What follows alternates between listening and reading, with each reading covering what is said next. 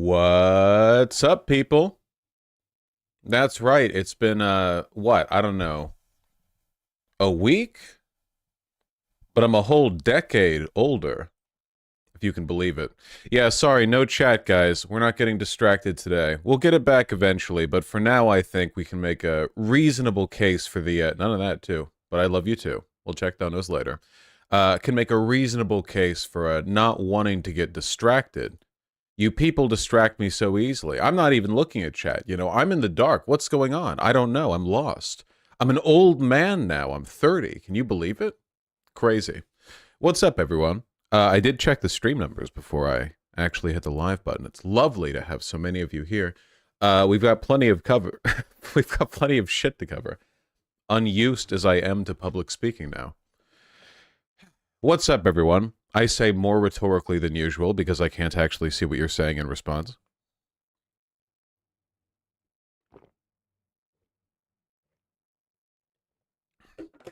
I expect all of you to answer that question in your head, you know, like privately. It's something to meditate on. I'm mildly distracted. What the fuck is this thing in my sweatpants? Why does it feel like there's a card of paper inside the leg of my sweatpants? What is this? Oh, it's a sticker tag. Why? I just got, it's new. The sweatpants are new. I got some ones that I like that are XL, and I thought maybe I can go smaller, and now I'm wearing the L, and I'm taking the L too, because these are a little too tight. How's the camera focus? Good enough to draw attention to the fact that I have a tiny bit of acne on my forehead. Lovely. The exact correct amount of camera focus. Well, I hope everyone's doing well.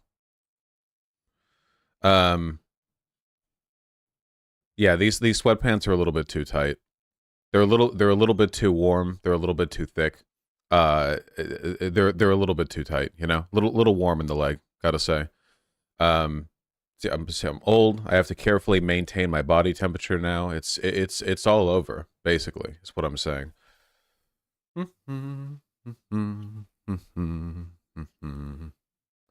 Well,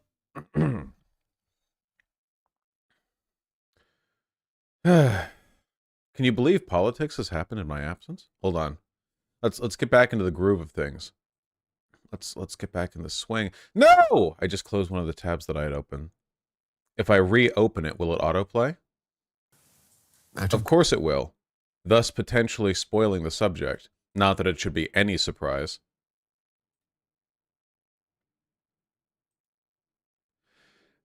Yeah. So, guys, I've got terrible news. You know, while I was away, news happens while I'm away. That is the pattern that we've all seen established. And while I was away, the ultra-traditional Orthodox TradCon far right in Greece got a win by returning with a V more powerfully than ever before. You see, Greece has rediscovered homosexuality.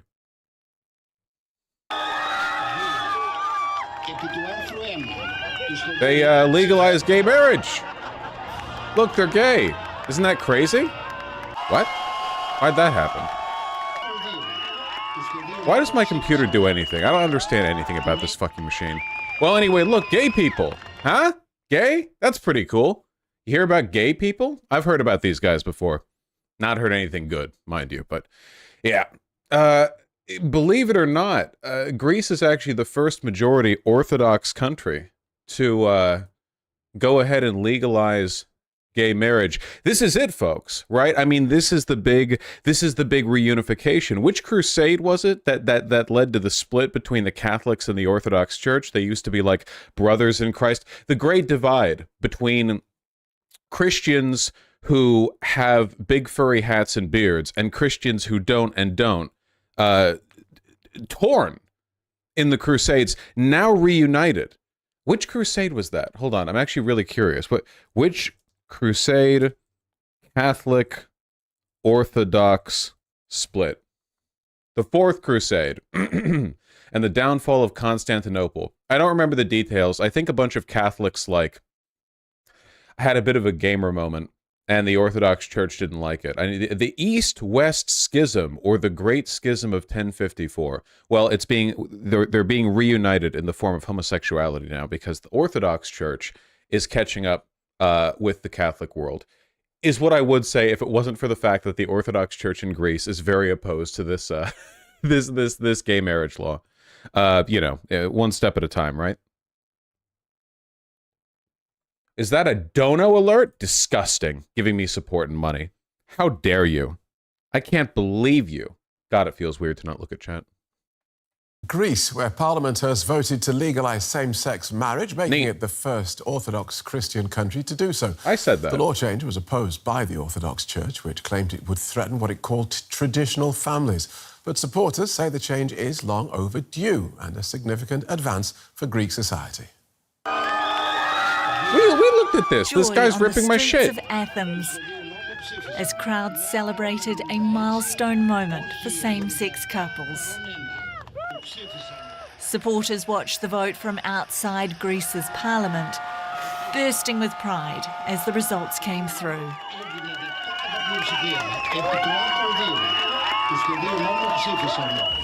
It's a historic day. We're so very happy with this result. We've been waiting for it. Impressive demonstration of homosexual phenotypes here, I have to say. You know, the allegations are not being beat. This really is a big deal, you know. What with the whole like creeping spread of fascism thing, the idea of like any kind of meaningful pushback here. I didn't mean to hit unpause. Any kind of meaningful pushback here is significant, especially because, you know, the Russian Orthodox Church is kind of its own deal. Like it's not like the Pope with the Catholics, where there's one Pope and he's got a ton of influence just broadly in Catholicism. The Orthodox churches have like very distinctive regional movements and power structures. But at the same time, right, given the fact that like so much of Western far right, return with a V, sort of like conservative cultural push, so much of that is coming from like an idealization of the Orthodox, if nothing else, right? Like there's a lot of alignment, you know, with Russia. Having this happen, I feel, is a pretty meaningful pushback. It's pretty cool, I think. Long time, and finally love wins everything.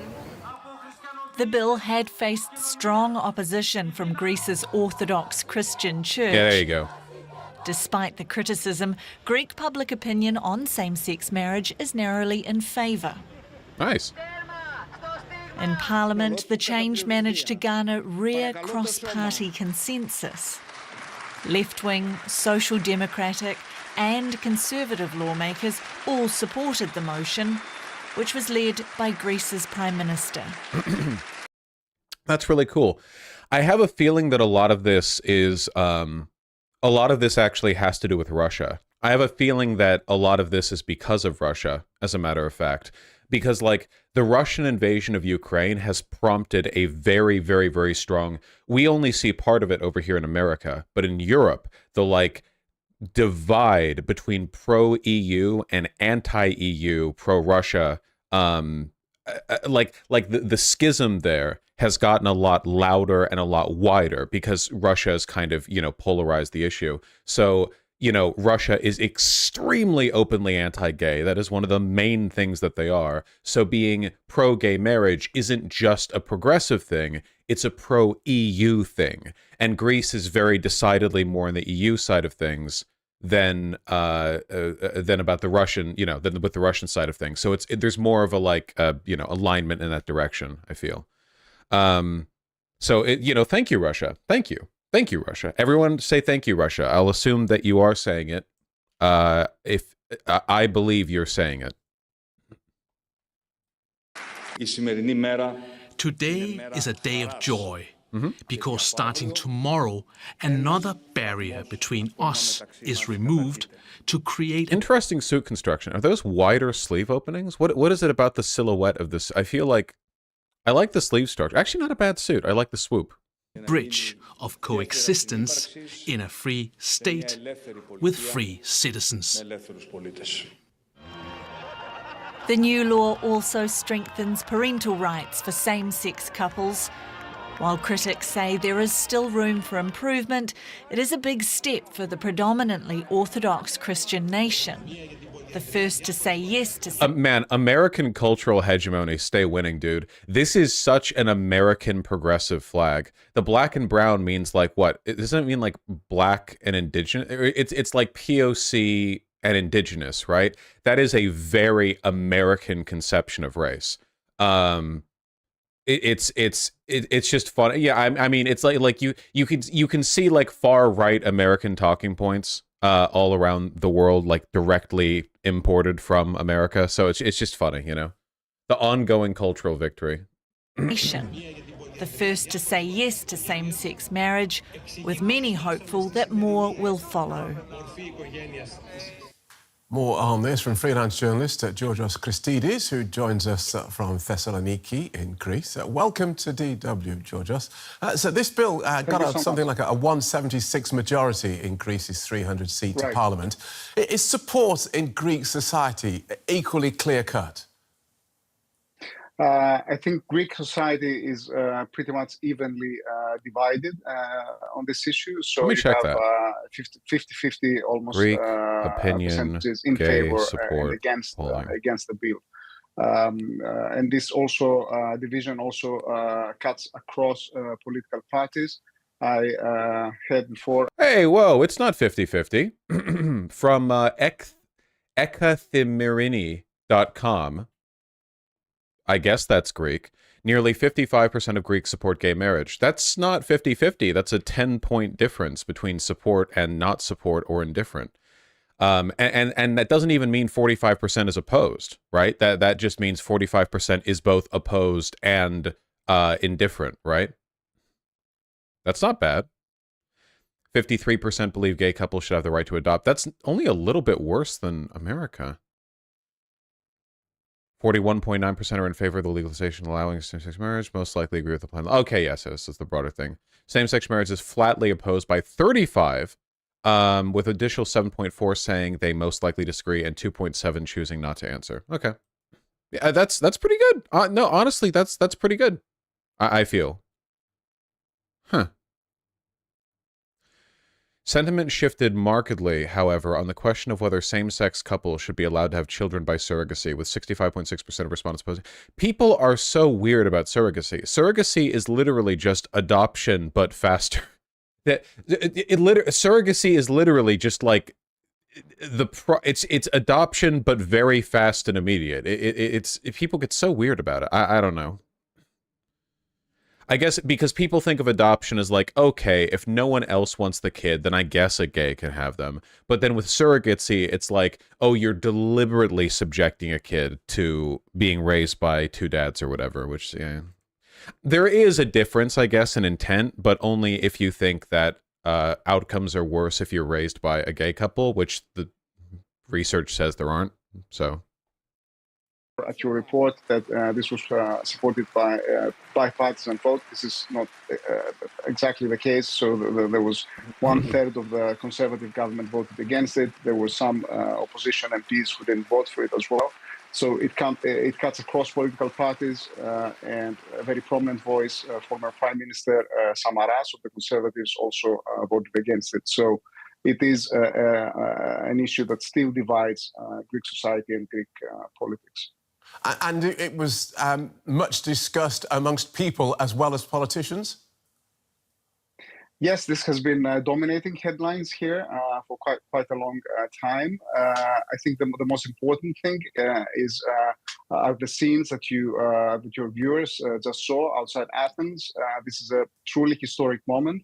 And it's also a much needed step towards a more liberal direction by the government of Mr. Mitsotakis. It really is a big deal. Though of course, this does mean that Greece has lost the great civilizational war and proven that it was in fact them and not Turkey who invented homosexuality. You know, this will unfortunately not help in that broader conflict that they've been engaged in for so long. Coming in the aftermath of heavy criticism from the European Parliament about the state of law in Greece, media freedom, and other such issues. So this is a win for the Prime Minister and a win for the people affected by the bill. And what difference will this change in the law make to people's lives? This will make a tremendous difference. First of all, there won't be two-class citizens in Greece. Okay, people can marry. It solves a number of practical issues. For example, until now, same-sex couples didn't have the same rights, for example, for both partners to pick up their children from school or going on vacation together or traveling abroad or taking their child to the doctor. So this is absolutely a step in the right direction. Greece, of course, a predominantly Christian Orthodox country. This has happened despite vocal opposition from the Orthodox Church. Are other Orthodox countries in the region likely to follow suit? Yes, Greece is setting a very good precedent here, but one should. I'm not sure what's going to happen in other Orthodox countries, but Greece now has a leader of the church in the face of Mr. Hieronymus, who is kind of moderate, and he is not one who will bring out the crowds in large protests and create much of a fuss about it. So I think fears that there will be a huge backlash from the conservative Orthodox Church are a bit overblown. Nevertheless, the church... I don't know how powerful the Orthodox Church is in Greece. You know, I often think of like one thing that Americans don't really appreciate is how fucking like dominant religion is in the mind of the Americanoid skull, right? Like the Angloid sort of cranial lobe contains a lot of room for religious obsession.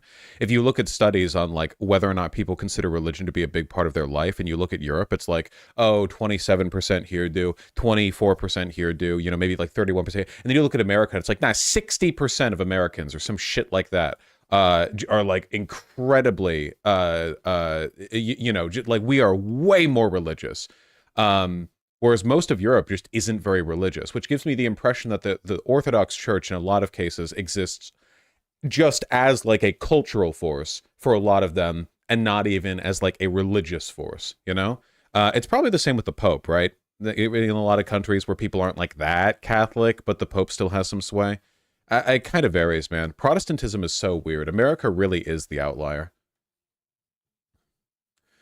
Greece has become the first majority Orthodox Christian nation to legalize same-sex marriage under civil law, at least for the near future. It'll almost certainly be the only one. No hope for turnaround in Russia, it seems. Eastern Orthodox leadership, despite lacking a single doctrinal authority like a pope, has been united in opposing recognition of same-sex relations, both when it's rights and... I'm asking this rhetorically because I can't see chat, but like, is there something preventing the Eastern Orthodox Church from having some kind of like pontiff? Is like, because it feels like every religion wants one on some level. Like it's like the crab or the tree where you evolve towards them. Like, is there, or like the caliph, right? Where like the caliphate is like hypothetically a thing, but you kind of have to work up to it. Is if there was some gigantic, like, you know, combined Eastern Orthodox sort of civilizational union, would that procure some kind of like Eastern Orthodox pontiff? I don't know. I'm asking rhetorically, honestly. Maybe not. Maybe they already have some kind of like big leader, but nobody gives a shit. Hold on. Leader of Orthodox Church. Holiness Ecumenical Patriarch Bartholomew. Oh yeah, did you know that Orthodox leaders are called patriarchs? How fucking cool is that? His All Holiness Ecumenical Patriarch Bartholomew is the 270th successor to the Apostle Andrew and spiritual leader of 300 million Orthodox Christians worldwide. Well, that's cool. Can we get a photo of Bartholomew on screen? Hell yeah, dude. This is what I mean about the hats. I think that this is like an easy dub over the Catholics. The hats, like the big hats and the beards. I think that's very important. Looks like a wizard. He's got a little staff. All right, well. Sort of critical support to the concept of an Eastern Orthodox pontiff, like ascending, you know, the sort of like Eastern caliphate. has been united in opposing recognition of same-sex relations, both within its own rights and within the civil realm. Public opinion in majority Orthodox countries has mostly been opposed to, but there are some signs of change. 2 small majority Orthodox countries, Montenegro and Cyprus, have authorized same-sex unions in recent years, as did Greece in 2015, before upgrading to this week's full approval of marital status. Nice! Civil unions may become more common among Orthodox countries gravitating toward the EU. They remain off the table in Russia. Really?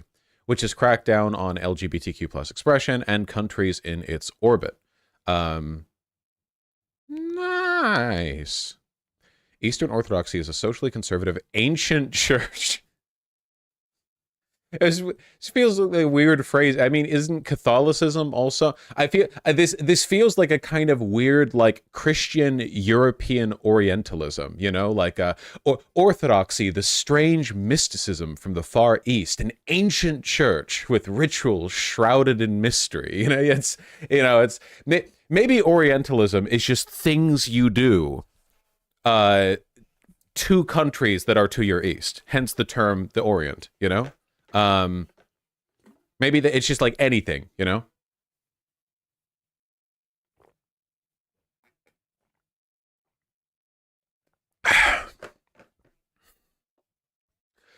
Like Judaism is way, way, way older than Eastern Orthodoxy or Catholicism, but nobody would go like, ah, yes, Judaism, the ancient church with elaborate rituals and a strict hierarchy, because it sounds weird. It would sound weird to say that, I feel. Very, very like elder protocols to call it that. Oh, here we go. Ecumenical Patriarch Bartholomew of Constantinople. Nice. Considered the first among equals among Orthodox leaders. Affirmed the stance in a statement after the Greek vote. But he added that the church must respond to members in such unions with pastoral responsibility and in Christ-like love. Well, that's nice. I think that's cool. I think it's nice to regard gay people with Christ-like love. That means you have to wash their feet, I think. In countries where they are majority, Orthodox believers overwhelmingly said society should not accept homosexuality or approve same-sex marriage, according to surveys conducted in 2015-2016. This probably varies a lot by country, you know? Greek Orthodox showed relative tolerance, with half of Orthodox saying homosexuality should be accepted. That's pretty good. And a quarter favoring same-sex marriage. In more recent polls, Greeks overall narrowly supported the marriage law. 55 is pretty good. Nevertheless, Greece's Orthodox leadership unanimously opposed the law in January, saying, quote, the duality of genders and their complementarity are not social inventions, but originate from God. Basically what that means is like, men and women are different, and they're equal, but they're different, and you need both of them to raise a kid or whatever. It's just fucking, it's bullshit, you know, stupid. It's a stupid argument, you know. Like in America, the marriage is not a purely religious ceremony; it's a civil ceremony as well. If you're going to make this argument, you have to make the non-religious argument that there's something like legally bad about 2 dads or 2 moms raising a kid or being married or whatever, and you can't. Like these arguments have been fucking destroyed. It's really there's no religious end to this. We're talking about like civil marriage, you know. If you want to make the argument that like the Orthodox Church should not be forced to officiate gay marriages, I think that's fine. I don't know. Maybe this is a controversial thing, but like, I don't know. If you've got some like dusty fucking Orthodox wizards, I don't necessarily know if the government should be like, no, you have to officiate the gay marriage. Because it's like, I don't know, it's their church, right? Like, the problem isn't that the religion is intolerant. You can't really legislate that out of existence. The problem is like, marriage is a civil institution, you know? Like, I don't really give a shit about, like, Orthodox ordained marriage, but if gay people in Greece or Athens, you know, want to marry, they're a legal, like, that's a legal thing, right? That means more than just what the Orthodox Church says it means. Maybe making them do it would be cool, though. I don't know. That guy specifically, officiating gay marriage. Never mind, I've changed my mind. I think that all Orthodox ministers should be forced to officiate gay marriages, because I think it'd be funny to watch them do it. Now we're talking, all the Orthodox countries, let's see. Ukraine does not have gay marriage, but a lot of people in Ukraine have been pushing for it. Probably as a way of, like, again, leaning more towards the EU, but Ukraine's busy right now. I've been hearing about this. Ukraine's been doing, they've been up to something. I don't really know what.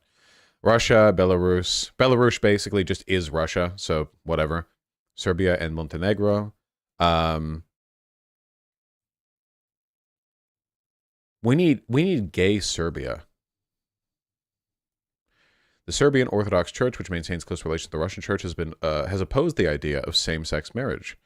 Serbia's president, Aleksandar Vučić, said he would not sign off a bill on same-sex marriages, although Serbia has had an openly lesbian prime minister for years.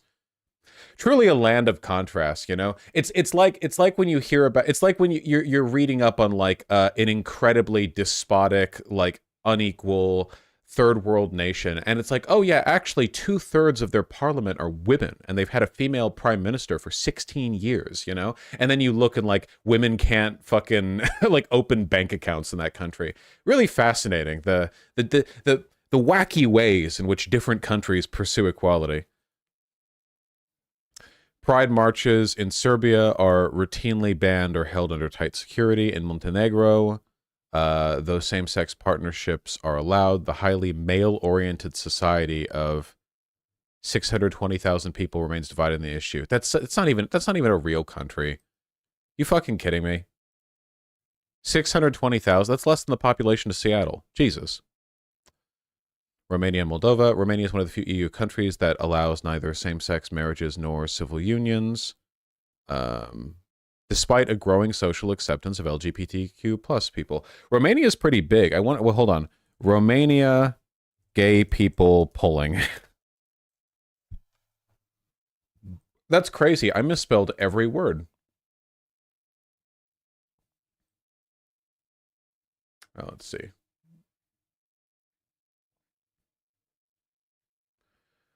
Polling. I want polling. LGBTI? Intersex? So,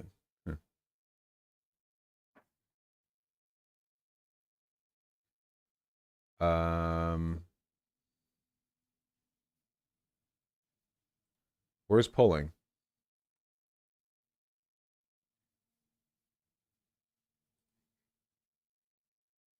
Having trouble finding polling on this.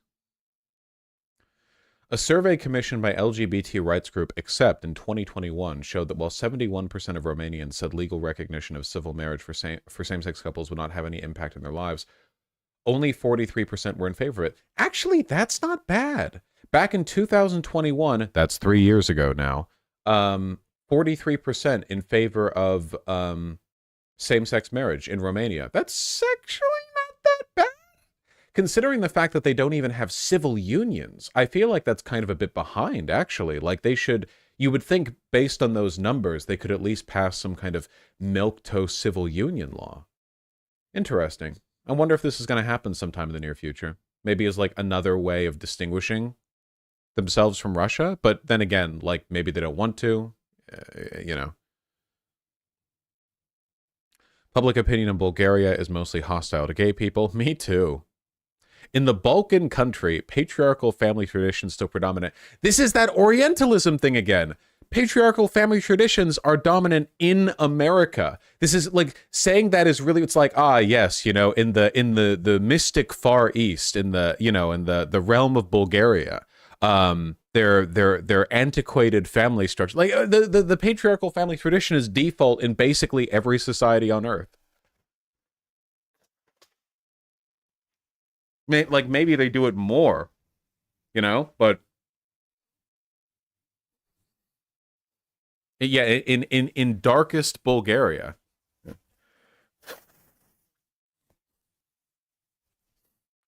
This is this is like the Zizek bit, except instead of everything being the Balkans, everything is the Orient, you know? So, like, you know, and these people would say that the Orient begins from, like, east of Kazakhstan, and these people say, no, the Orient is China, you know, China, Laos, Cambodia, and it's like, no, actually, the Orient begins in Romania. Yeah, and then you have like the UK where it's like, no. You see, the Orient is anything across the channel is essentially the Orient. The Far Eastern tradition of the Franks and in Paris are a mystery to us, or something like that. the inscrutable Dutch. The inscrutable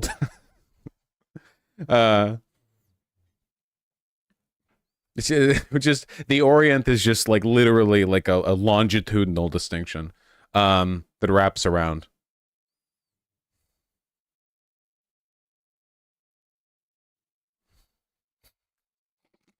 I look at chat for 1 second and I see Brussels is the new Constantinople. Yeah, the like bridge between the Western and the Eastern world used to be Turkey, but now it's like Switzerland or something.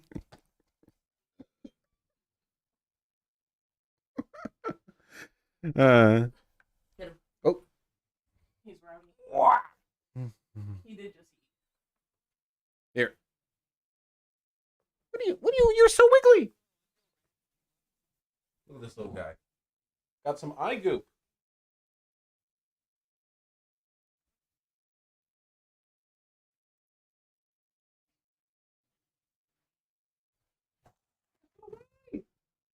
Oh, you're so wiggly. He wants to run. Look at his smushed little pug face. He's doing this to himself.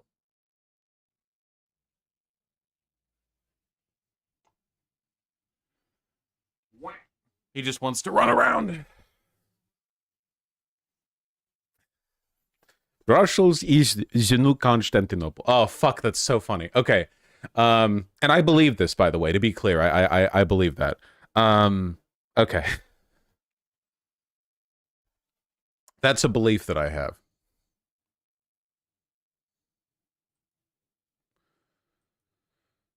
Okay. Closing the biography of His All Holiness Patriarch Bartholomew. Wonderful, wonderful. All right. Engaging with chat to a minimal extent allows me to get through segments much faster. Hold on. Because sniffly today.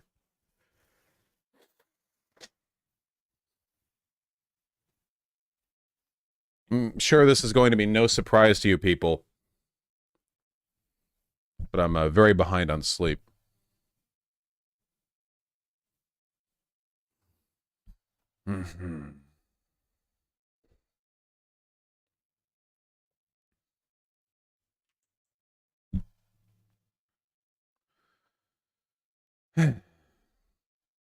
In slightly more significant news, have you heard about this guy called Julian Assange?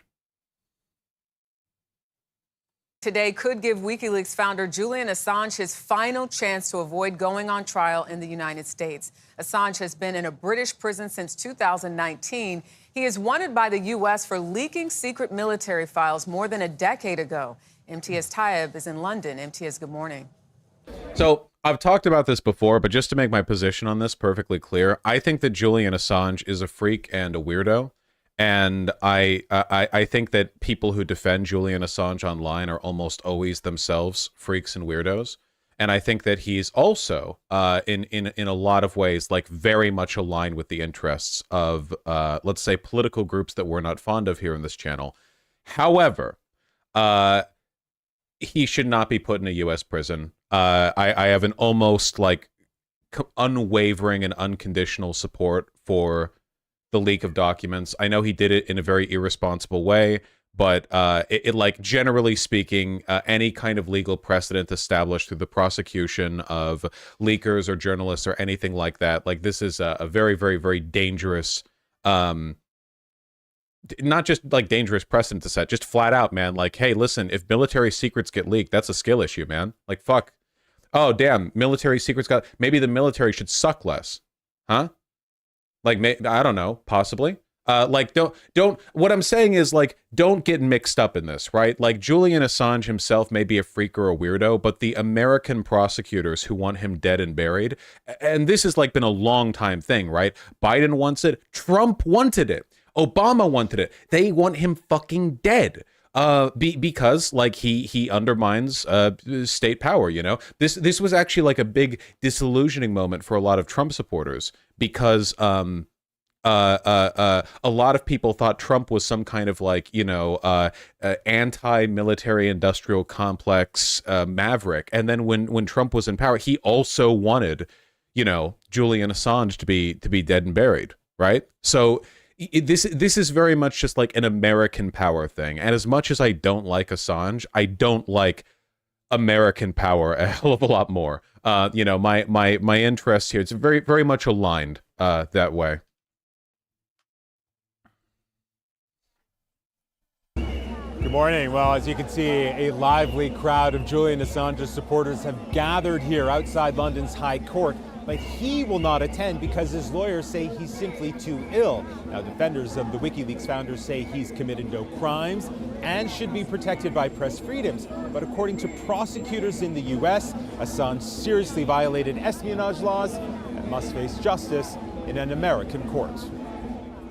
Julian Assange forcibly dragged from the Ecuadorian embassy in London by British police back in 2019. Remember? But his arrest would mark the beginning of what has now become a nearly 5-year legal battle as the 52-year-old Australian fights extradition to the U.S., where he faces... Yeah, look, you can take a look at the charges right here, okay? Indictments by the Department of Justice.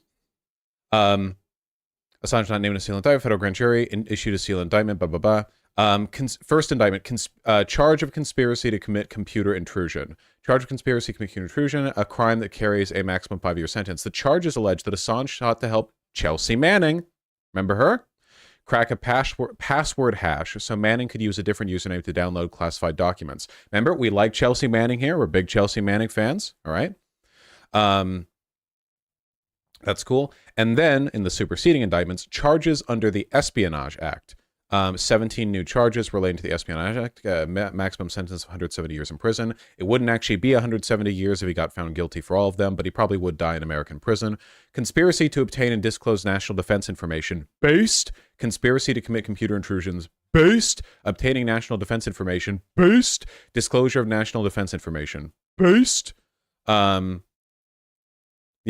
And basically, like, after his arrest, they've been trying to extradite him to the United States so they can put him in a hole in the ground here in the States. And he's been, and they've been trying to fight off that because he doesn't want to be put in a hole in the ground, as I understand it. In late June 2020, a grand jury expanded the indictment. They say broadened the scope of alleged computer intrusions. Assange allegedly told the Hacking at Random conference that WikiLeaks obtained non-public documents from the Congressional Research Service by exploiting a small vulnerability in the U.S. Congress's document distribution system, telling them, "This is what any one of you would find if you were actually looking." The charging document also accused Assange of gaining unauthorized access to a government computer system of a NATO country in 2010, and in 2012 of conspiring with hackers, including members of Lulzsec and Anonymous. The indictment also described Assange and WikiLeaks' alleged efforts to recruit system admins to be sources, and Assange and WikiLeaks' role in helping Snowden flee the U.S. and their use of Snowden as a recruitment tool. Again, like, Julian Assange's interests are not our interests, right? A lot of the stuff, like a lot of the patterns in the leaks that he's been involved in, the information that he's revealed, like his weird decision to, like, back in 2016, basically, he leaked a bunch of dirt on Hillary Clinton, but not on Trump. And when confronted about that, he was like, well, everyone knows Trump is bad, but it was pretty clearly just a partisan effort to favor Trump by selectively leaking stuff against Hillary Clinton. Like, I'm not against leaking, but selectively leaking kind of indicates a bias, which is less journalistic and more just you are using classified information to be another, like, political force. You're not really, like, pursuing truth here. So, you know, again, like, I don't like him, but I also really don't want the U.S. government to get, like, a huge dub on putting a guy in the hole in the ground because they couldn't keep their shit secret. So I don't know. Fuck them. 17 charges of espionage and one of misusing a computer for his alleged role in obtaining and disclosing classified material. A judge in London initially blocked Assange's transfer to the U.S. on the grounds that he may kill himself if held in what was described as harsh conditions in American prisons. But a subsequent court cleared the way for the move after U.S. authorities provided assurances over his treatment, leading to today's hearing for an appeal. His wife, Stella Assange, says he should be freed. Julian did the right thing. He received information that was evidence of the United States and other countries committing torture and war crimes. And that is true. He performed a public duty, and now he's being punished for it. WikiLeaks became a household name in 2010 when the web... Yeah, that's another like really important thing to keep in mind, right? Like the reason the United States, like the like intel agencies, the deep state, whatever you want to call it, the reason like the institution of the United States and the military-industrial complex and whatever else, the reason they hate Assange is not because he's like, I don't know, Russian-aligned or whatever. A lot of it is because he was a participant in exposing just crimes of the U.S. government, right? WikiLeaks has held like a lot of information on it, and they don't like people looking into what they've done, you know? Like, obviously, right? That's why they're leaks. Like, there's a reason why they're leaks. It's confidential info. It's because they don't want that information out there. They don't like that information being exposed. I really wish this was being done by a better person. You can kind of see the same thing happening with Snowden, because Snowden was a lot more responsible with the way he leaked information, like, you know, sending it to journalists, like very specifically about PRISM and all of the like internal surveillance stuff going on in the US. The interview between Snowden and John Oliver was excellent, by the way. You really should go and look at that. The problem is that, like, so American officials want Snowden to be buried in a hole in the ground too, for the same reason, right? Even though Snowden was a lot more responsible in how he released his information. The problem is like, if you're an enemy of the American government, that means you're an enemy of every government with an extradition treaty with the American government, which means like every country. So where do you flee to, right? Like, where do you go? Syria? Well, Snowden and Assange, you know, yeah, you're an enemy to to everyone basically, or you can go to Russia, which is what Snowden did. And the problem is like, you're going to be polarized in the opposite direction if that's the position you're forced into, right? Like, Snowden has also tweeted a lot of like, I don't know, weirdly multipolar, the deep state doesn't want you to know that, you know, Russia, NATO, blah, blah, shit. But a lot of that is to be expected, because Snowden is a hero. Snowden is literally a fucking hero, right? Snowden like risked everything to leak information on the extent of American surveillance, and then nothing happened with it, basically, because it was so big and so powerful that it seems like no one can stop it, you know? The information that he leaked is very important. And, you know, the average American probably just thinks that he's like, I don't know, evil enemy or whatever. So he flees to Russia. And, you know, you get the same negative polarization you would expect to see from any other situation where a person has been pushed into a situation where the only people who will support them are a literal enemy of the U.S. government. Right?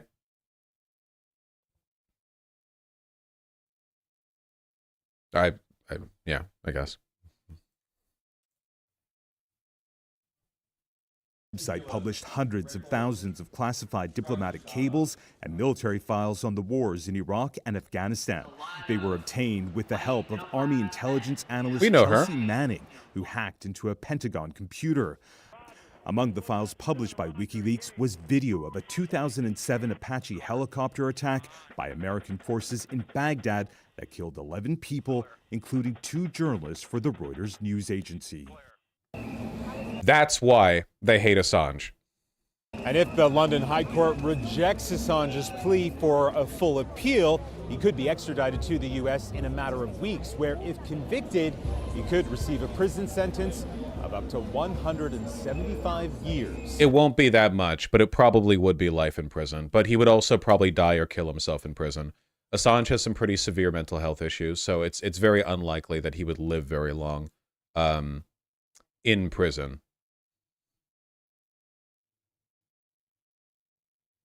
Or they might kill. I don't think they would kill him, though. That seems unlikely to me. Julian Assange's brother makes a heartbreaking plea to bring him home. This is a big deal, man. Like, there's a lot of news going out about this. It feels inevitable. I don't think his appeal is going to succeed. He's probably going to die in prison here in America, like, pretty soon, too. Man. Again, I don't like him. I hate the position that I'm being forced in here, but at the same time, like, you know, it's like...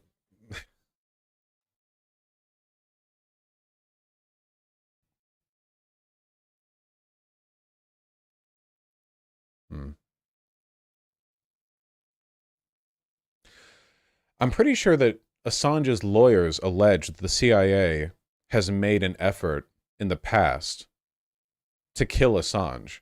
I don't know if that's true or not. I guess it wouldn't be like... It's not impossible, but it's also not impossible they would just lie about it. So, yeah, I don't know.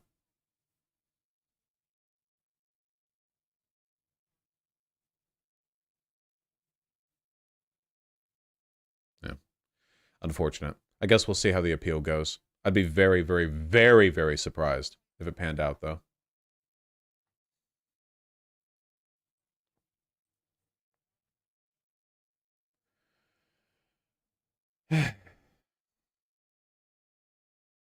I don't know if I can make a segment out of this, but God help me if I don't feel it would be worthwhile to try. Okay? Have you guys seen the so Donald Trump is out of money, and he's been out of money for a while now, and he has been engaged in a number of grifts to try to build up money that he would need for running a campaign and defending himself legally. He's onto these lovely golden high tops now. They look like shit. They're very funny. They look like shit. I love them. They look so bad. They're like $400. It seems like this is a very standard, like, there's some factory in China that makes like some version of these high tops that costs like $12 to produce, and they, you know, applied a gold paint to it, and they're selling it at $400. Like, this isn't some like you know, bespoke, made in America bullshit. This isn't some like custom craft. They're making some wacky shoes. This isn't even the only thing that he's selling too. Like, it's not just these shoes. There's like some other shit like cologne or whatever. But I saw this Forbes article, which actually made me laugh out loud when I was reading it to see. Okay, editor's pick. You probably won't find Donald Trump's gold sneakers in collectors' closets. From Sean Harper, a contributor who is apparently a diversity, equity, and inclusion, or DEI expert. I'm just going to read this out loud, okay? Former President Donald Trump unveiled a shiny new shoe at SneakerCon in Philadelphia. Many urban footwear enthusiasts will likely agree that the high-top sneaker, quote, goes hard, which is a strong statement of approval. The shoe looks like what many rappers, hip-hop stars, and fashion models are wearing right now. That's true. They look like shoes, yeah. People do tend to wear those. It's therefore no surprise that Trump's latest product drop sold out within 2 hours. People can't get them on the official product website. The Never Surrender high tops are strikingly gold with a red and white bottom trim. The sides are embossed with a gold T. The letter also appears atop both shoe tongues. A metallic red and blue American flag lines the upper. Bold, gold, and tough, just like President Trump, is how they're described in the website. Only 1,000 pairs were made, each with its own unique number, like a serial number, like all products. Trump autographed 10 of them. Sneakerheads usually crave this level of exclusivity. People in Trump's Philadelphia audience were holding signs exclaiming, "Sneakerheads love Trump." Some, yes. The majority of black footwear aficionados, no. Sneakerheads spend $100 or more on shoes, and they typically buy 3 or more pairs each year, according to a recent Consumer Report. They tend to be millennials, male, and disproportionately black. They're likeliest to reside in large urban contexts. Trump sneakers debuted in America's 6th largest city, where black people comprise the single largest racial group. They're 40.1% of Philadelphians. Will we find lots of hot never surrenders in the predominantly black neighborhoods across the city of brotherly love? Probably not. As few people who live there have shown up for Trump at the ballot box. My cheeks hurt. Fuck. Oh. Nationally, only 6% of black Americans voted for Trump in the 2016 presidential election, Pew Research data show. That number increased by 2 percentage points in the 2020 presidential election, a small gain largely attributed to black men. It seems unlikely that a group that massively withheld support of Trump in the 2 most recent presidential contests would put politics aside to rock his new shoes. Regardless of how dope they are.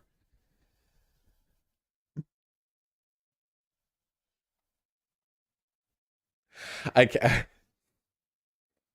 can't keep doing this. I can't. This whole thing is written by AI, by the way. Like 100%. This is written by a computer. Incredibly funny. One of the top results when I searched up like the Trump high top sneakers, by the way. So, you know, that I guess that's the like level of coverage here. Jesus Christ. Because they're so rare, the shoes are likelier to be stored in display cases in the homes of lucky Trump supporters across the country. We probably won't find them in the streets of Philadelphia, Atlanta, Baltimore, Detroit, Chicago, Los Angeles, St. Louis, Memphis, New Orleans, and predominantly black New York City neighborhoods. Even though they can't buy the high tops anywhere at this point, Trump lovers can still purchase 2 other styles of footwear on his website. Well, there you go, guys.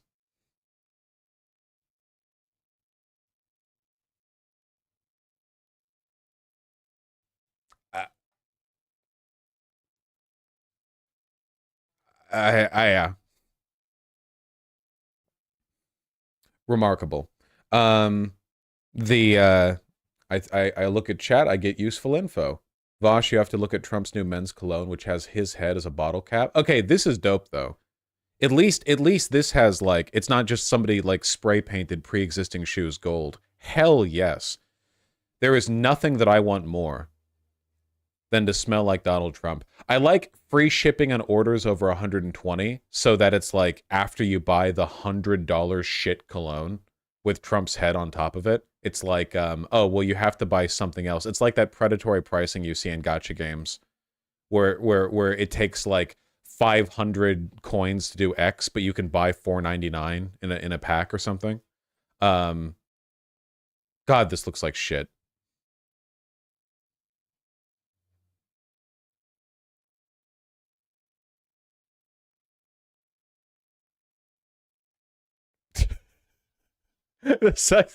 They don't even have a second photo of it. Why don't they have a second? Is this a render? What? It's just a picture of him on the phone, looking at me. Remarkable. I mean, it's not especially surprising or anything. It's you know, it's one, I guess, in a long line of desperate attempts to make money back. He just lost what, like 300 million for defaming that lady that he raped or sexually assaulted or whatever. Because at first he lost such and such money, but then he lost more. So he's making it back one little bit at a time. Here you can see the kind of people who care about these sneakers. Russian CEO wins autographed gold Donald Trump sneakers after $9,000 bid. Fantastic. Completely, I don't know. On form. So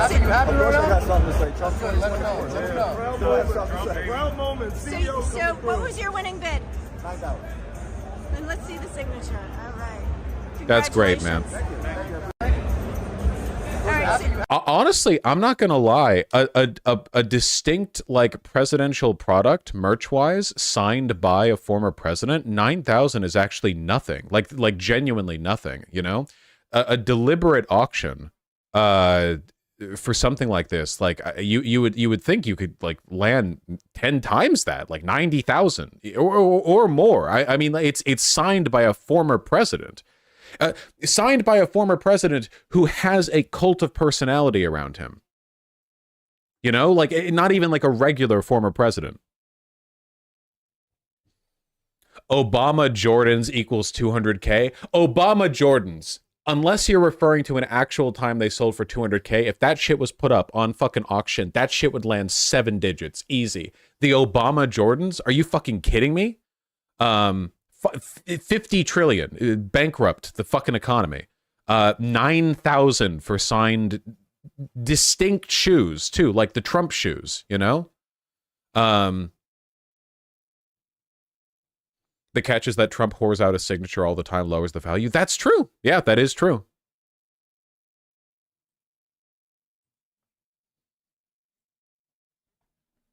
So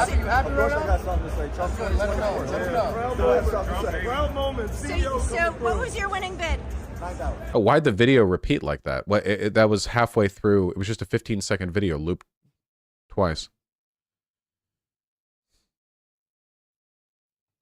Limited to just 1,000 pairs. The sneakers reportedly sold out less than 2 hours after the launch. See, okay, even this sounds pretty embarrassing, right? It's a former president selling gaudy, distinctive shoes. Only 1,000 of them. This should have sold out in like 2 minutes. Less than 2 hours, like what? 100 minutes? You know, this should have sold like instantly. Like, think of how quickly Taylor Swift tickets go, right? Like, people break the internet trying to like quick buy shit like this, you know?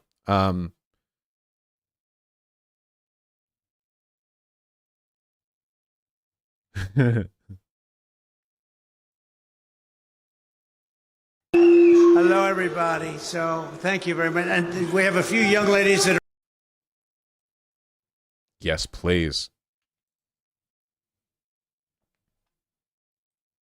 up here crying. Look at you what? With the Trump 2024. Thank you, darling. I love you too. Wow. A lot of emotion.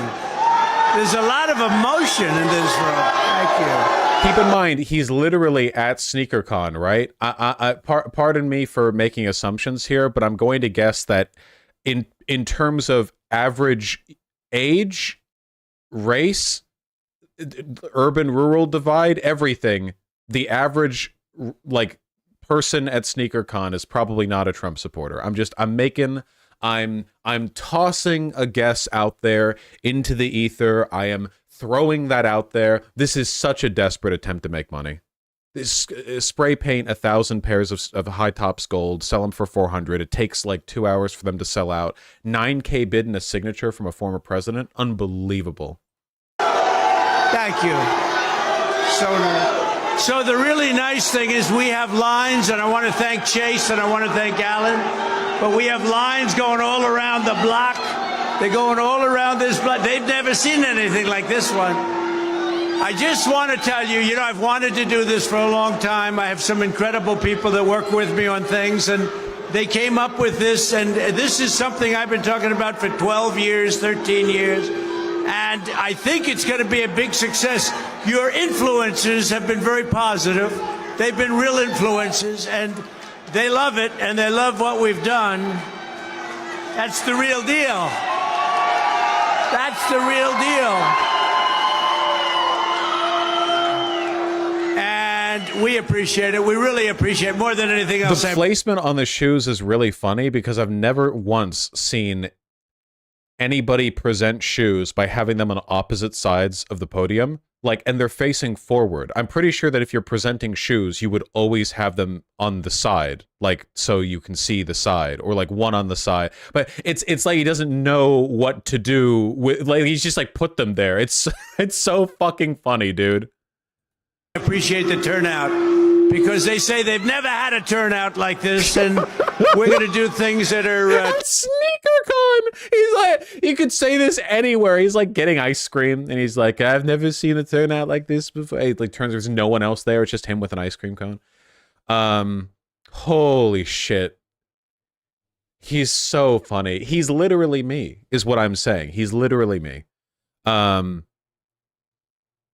You can hear so many boos in the audio. He definitely has a security detail. I mean, he does. He literally has Secret Service protection, who would have like cleared the audience to try to make sure the people closest to him were supporters and not like jeering onlookers. You know, like there would have been some like effort at sort of holding it down, I guess. But you can still hear a bunch of boos.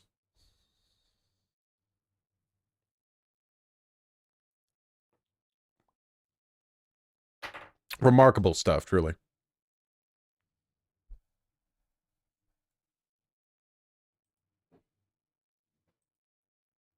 Yeah, cat's fucking around. Look at he looks like a he looks like he's lost. Look at this. Look at him. And again, he's holding them front forward. They're front forward, not only in his hands, but on the little display thing over here too. Like they're not even showing off the design on the shoe. He's mewing. Yeah, he's getting ready for the presidential debates. God damn, dude. At least like the billboard behind has them at a 3/4. The way he's holding the shoes is like incomprehensibly funny to me. I don't know. It would be like if somebody was at a gun show and they were showing off like a new firearm, like it was a company, and the way they showed it off was by pointing it at the audience. It's just so like, I don't know. Very funny. They have a sneaker con at Seattle. I don't know much about shoes. I feel like I like Vans. That's my opinion on shoes. Oh, fuck. SneakerCon Seattle's in 4 days. Oh, fuck. Oh, God. I didn't think I'd have to make a choice that soon. And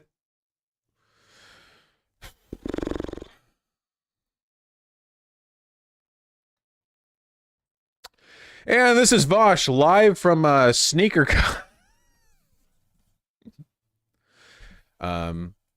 I wonder what the demographics are there. I don't think Seattle has a lot of like, wouldn't it be like all fucking like Chinese students who go to Washington State University? Oh fuck, they're so drippy though. I don't know. I'll wear my freshest kicks.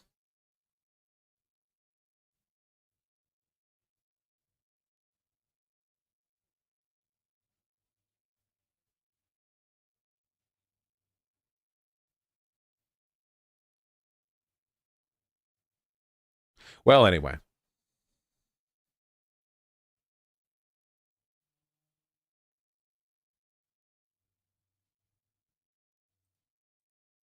Yeah, we need to catch Donald Trump when he's on tour. Yeah, you know, don't stop at Philadelphia. Just keep running it. You know, do SneakerCon Seattle.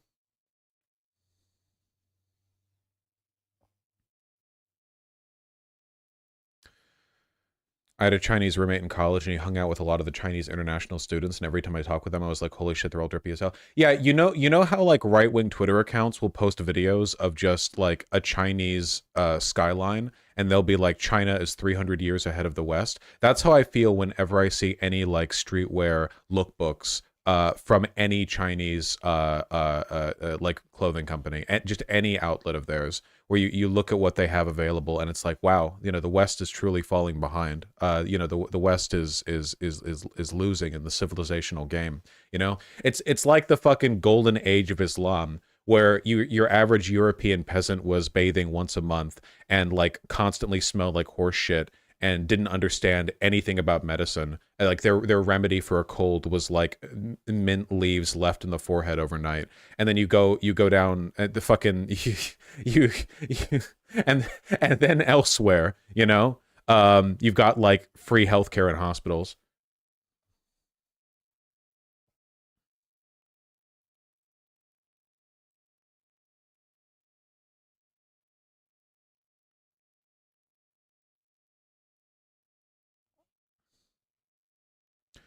Do you have any theory on why Asia is so much drippier than the West? I do have a couple of theories, actually, but they're complicated and not really appropriate for stream politics time. Look at that discipline. Look at how much I've learned.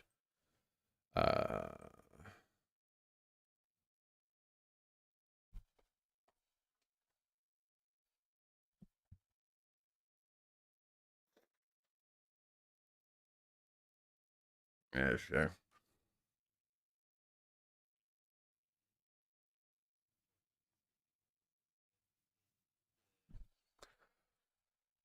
I gotta fix the camera angle. I gotta like readjust the lighting. I changed it a little bit for the video record thing. I need to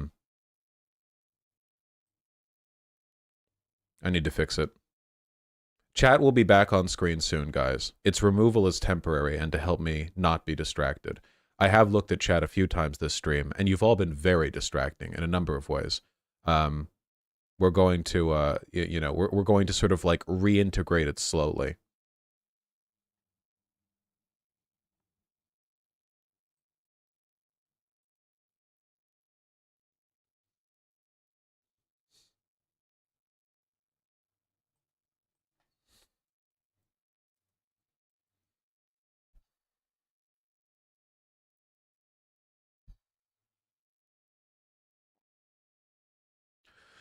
Yeah, I look at chat for a moment and I see people talking about this. It's a pretty big deal. Lula da Silva has joined me in the ranks of debate bros who like using hyperbolic comparisons to make a point. Netanyahu slams Brazilian president's comparison of Gaza war to the Holocaust. Basically, Lula was like, yeah, Israel is doing to Palestinians what Germany did to Jews. Netanyahu has accused him of being anti-Semitic and trivializing the Nazi genocide of European Jews. Okay, let me make an argument here. Let me like explain something, okay? I think that for some people in the Israeli government, like Ben-Gvir, and a lot of people who are like him, logically, like in their mind, like the logic they operate on, the logic that they're operating on, they're fascists, that much is undeniable. In terms of like what they would be willing to do to achieve their goal of sort of like ethnic supremacy, I don't think there's much of a distinction between them and any kind of Hitlerite shit, right? Like Netanyahu himself has literally done Holocaust revisionism to make a point about Arabs as a broader ethnic group. I don't think that like, if you could like magically transplant Ben-Gvir, over into like you know, like any other situation, like I think that the Hitlerite logic continues, right? And the reason for that is because fascism with a strongly like sort of ethnically supremacist tendency is not unique. There are literally billions of people on Earth who adhere to varying degrees of this ideology, right? Like, we say Hitler particles jokingly because it's funny to say that, but in reality, fascism is not a super uncommon ideological tendency. It is literally like the other schism that gets formed in a post-industrial, generally liberalized world.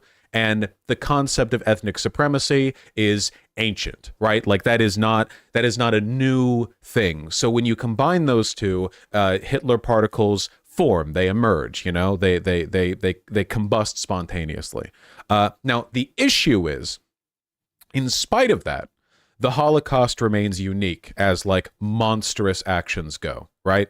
Like there are plenty of historical events that have killed more people than the Holocaust, like World War II, right? Tens of millions of people died in broader conflicts as a, you know, consequence of World War II, where the Holocaust killed, you know, a significant proportion of them. But like this isn't really like a numbers game. The numbers game here isn't really the point. The point is that the Holocaust is the one and only fully industrialized genocide. That's the big distinction. There have been plenty of historical events that have killed many, many, many, many people. Like, for example, slavery in like the Caribbean and Latin America, their system of slavery, where they would just like ship in an ungodly number of people who would die in just a few years because the conditions were so monstrous that they literally, it was just like a mill to grind humans to paste. Like the fields were essentially fertilized with the dead of the slaves that tilled them, you know, like tens of millions of people dying through this. But the thing that makes the Holocaust distinct is the industrial nature of the genocide. Nothing else like even comes close to that. It's like, you know, this is kind of like, I don't know, like we're literally doing like oppression Olympics here, but as comparisons go, I guess you can kind of think of it like the difference between a serial killer killing 10 people and like a really bad freeway pileup killing 10 people, where the same number of people die, and maybe they even die in conditions of like equal suffering potentially, but in terms of culpability or like underlying ideology, there's something distinct about a serial killer as opposed to like a big pileup. It's kind of like a big spectrum where you have like systemic murder, and you have like you have like social murder, and you have systemic murder, and you have industrialized murder, and it like the ways in which these are applied have different implications. I guess there's a different I don't know. There's meaning in its application. So I think that while I get to make all these edgy comparisons, thank you, I think that Lula probably shouldn't. Like, it's a little bit bad, but at the same time, like, I don't really give a fuck. So that's my like overarching point, which is that as a head of state, it is an inept comparison, but also like, holy shit, Israel's doing like Hitler particle stuff. So like, whatever. Basically what I'm saying is that it is a statement which is easy for somebody like Netanyahu to pick apart, but the underlying point, right? Like the invective there, I guess, like the thing that he's gesturing at is completely fucking valid. So, you know, whatever. That's my point.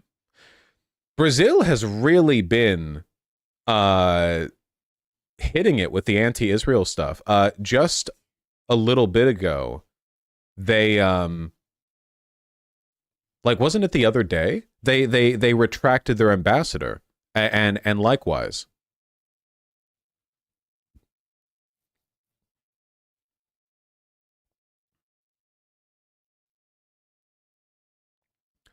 Speaking to reporters at the African Union Summit in Ethiopia, Lula said that what is happening in the Gaza Strip and to the Palestinian people hasn't been seen in any other moment in history. Actually, it did when Hitler decided to kill the Jews.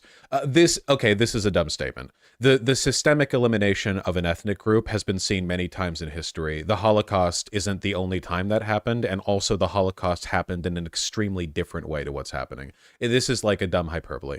The underlying point, blah-de-blah, but whatever.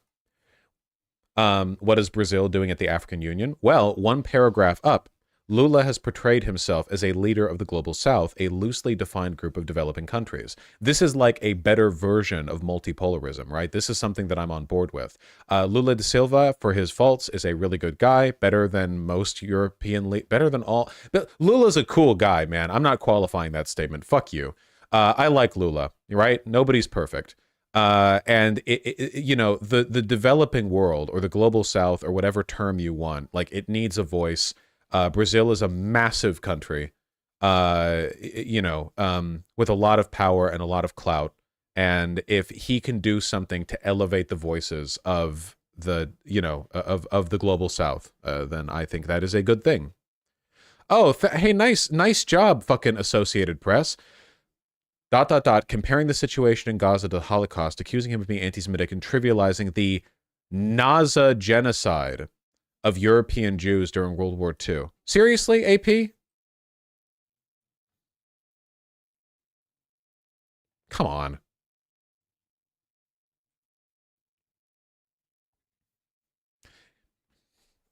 Yeah, they mean NASA, actually. It's a clever reference to Operation Paperclip. Israeli Prime Minister Netanyahu said Lula's comments trivialized the Holocaust and crossed a red line. He also accused Lula of being a virulent anti-Semite. Netanyahu wants to be the only guy in town doing Holocaust revisionism. Thank you.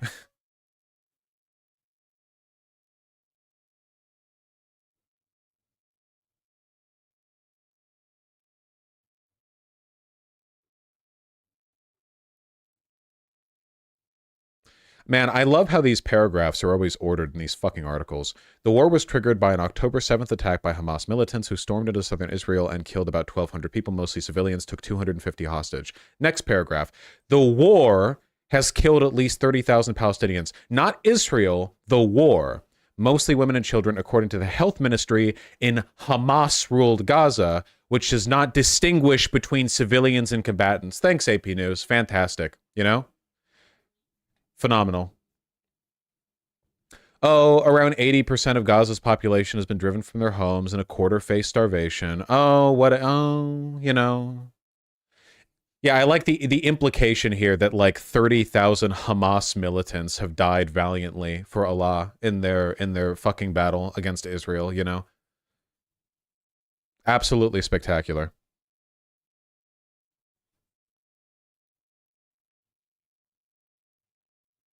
Side sleepers get achy shoulders. Quit fucking staring at me. Weird ads. Yeah, this isn't the only... Israel declares Brazil's Lula da Silva persona non grata for comparing Gaza war to Holocaust. Ambassadors have been withdrawn from both nations. So Brazil no longer has their ambassador in Israel, and Israel no longer has their ambassador in Brazil. Pretty big deal.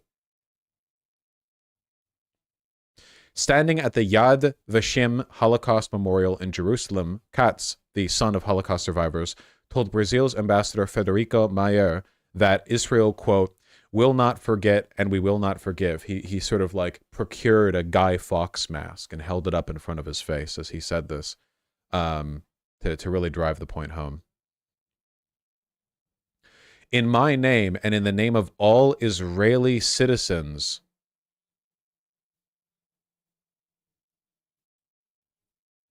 is that something you can do?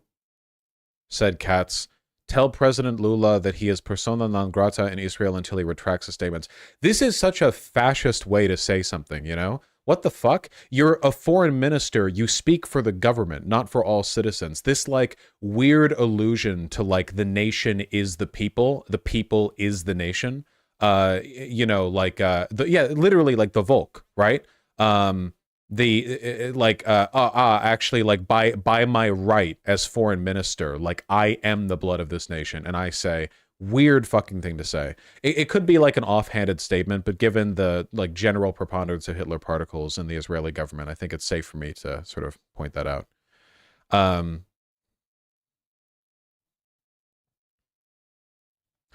I brought you to a place that testifies more than anything else to what the Nazis and Hitler did to the Jews, including members of my family.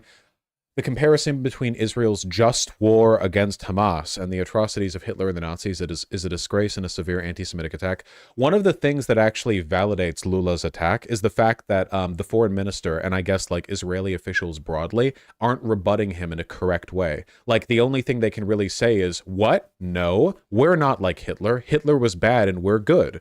Whereas like if like any effort to give a shit was made, they could say, no, like regardless of how you feel about this conflict, the industrial massacre of the Holocaust shouldn't be compared. Because they could say that. You could have one of them say, like, regardless of how you feel about our war against Hamas, the industrialized massacre of like 10 million people and 6 million Jews in the Holocaust is incomparable to any other like broader conflict or whatever. Like, I think these statements are extremely irresponsible. Like, they could do that, but that wouldn't be like the insane fascist thing to say, right? So instead they have to do this like, well, no, Hitler was bad and we're good. So, you know, whatever.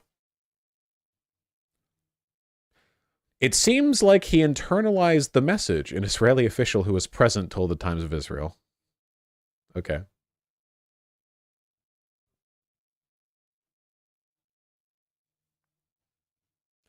It's not a war of soldiers against soldiers. It's a war between a highly prepared army and women and children. The veteran leftist politician falsely said, thank you, the Times of Israel. I love journalism. I love journalism so much. In fairness, what with the revision to the Israeli constitution, it's possible that the people who wrote this article would have been fucking guillotined if they hadn't said that. So, you know, whatever.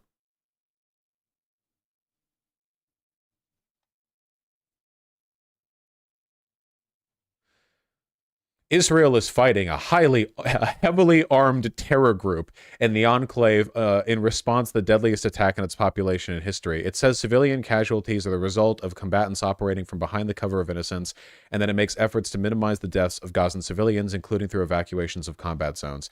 Hamas's unverified figures, which do not distinguish between combatants and civilians, point to around 29,000 Gazans dead in the war, or slightly over 1% of the Strip's total estimated population. Thank you, Times of Israel. Really appreciate you putting a positive spin on the matter. Israel said at least 10,000 of those were terror operatives. Oh, 2-to-1 civilian casualty ratio, even by their own admission. That's cool. And that the war would end if Hamas were to release the Israeli hostages it took. They've literally, like, offered to release the hostages, haven't they? But Netanyahu has explicitly said he won't consider any agreement that involves, like, giving land to the Palestinians. Hamas has said Israel must end the war before the group would negotiate a new hostage deal. The proposal included a 3-phase process. Like, that, so much of this has been, like, from Israel's side of things, just like a flat refusal to engage in diplomacy. Oh, from 3 hours ago, U.S. vetoes UN resolution calling for Israeli-Hamas ceasefire and offers its own plan. Guys, we got an idea. The UN Security Council voted 13-1, thank you, America, on the resolution Tuesday morning, with the U.S. forming the lone no vote and the U.K. abstaining. The third time the U.S. has invoked its veto power on a Security Council resolution on the war. I love the Security Council. I love the Security Council. I love the Security Council. Thank you. I love the Security Council.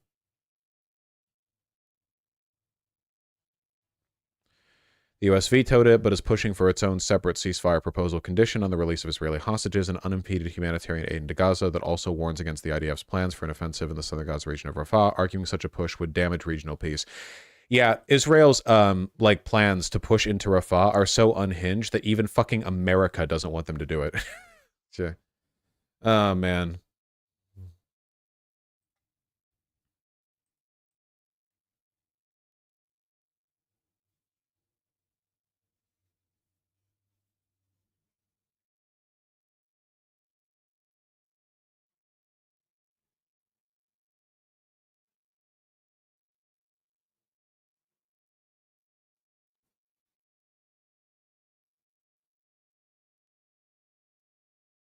It's believed that 134 hostages are being held in Gaza. Cool. Not all of them alive. You have to kill 50 billion more Palestinians to free the hostages that are being kept in areas that we're bombing and starving. Three hostages have been rescued by troops alive, and the bodies of 11 hostages have also been recovered, including 3 mistakenly killed by the military. A very significant portion of the hostages that have been directly rescued by the IDF were just killed by the IDF. Which military? Well, this is from the Times of Israel, so when they say the military, like, it's pretty obvious that they mean the IDF.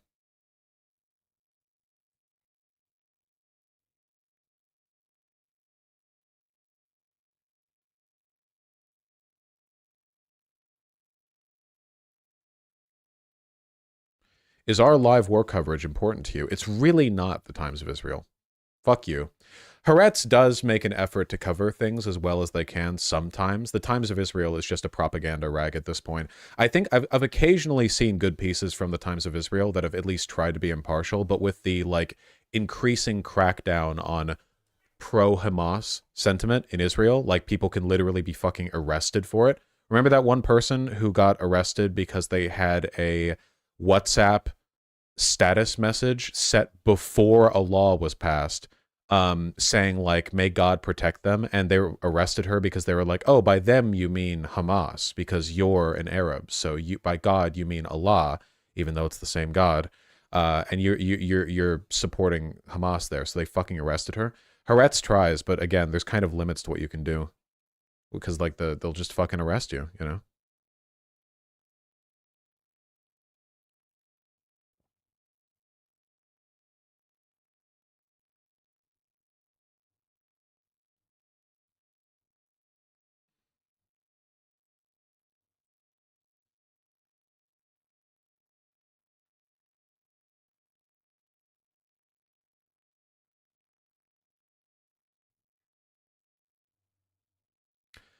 They tried to remove a member of the Knesset? I know I'm mispronouncing that. Israel Assembly falls short in vote to expel lawmaker over genocide case. Failed to gain enough vote in parliament to expel a far-left colleague over his support for an international court of justice case accusing the country of genocide in Gaza. Man, the fact that he didn't get kicked out is actually really surprising to me.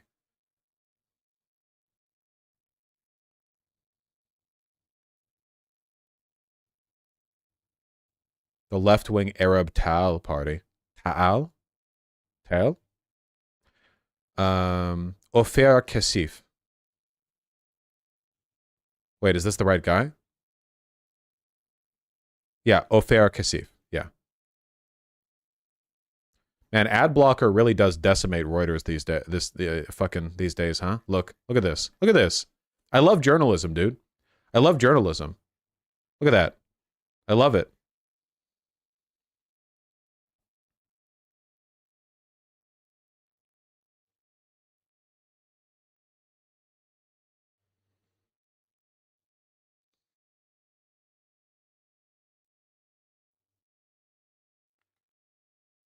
Within Israel, however, support for the military campaign remains high, with most Israelis believing Hamas would repeat the October 7th attack if it had the chance. I also believe that, you know? I wonder if there... I wonder if anything has been done to, like, really upset the Palestinian people, you know? Since indiscriminate civilian slaughter is clearly on the table.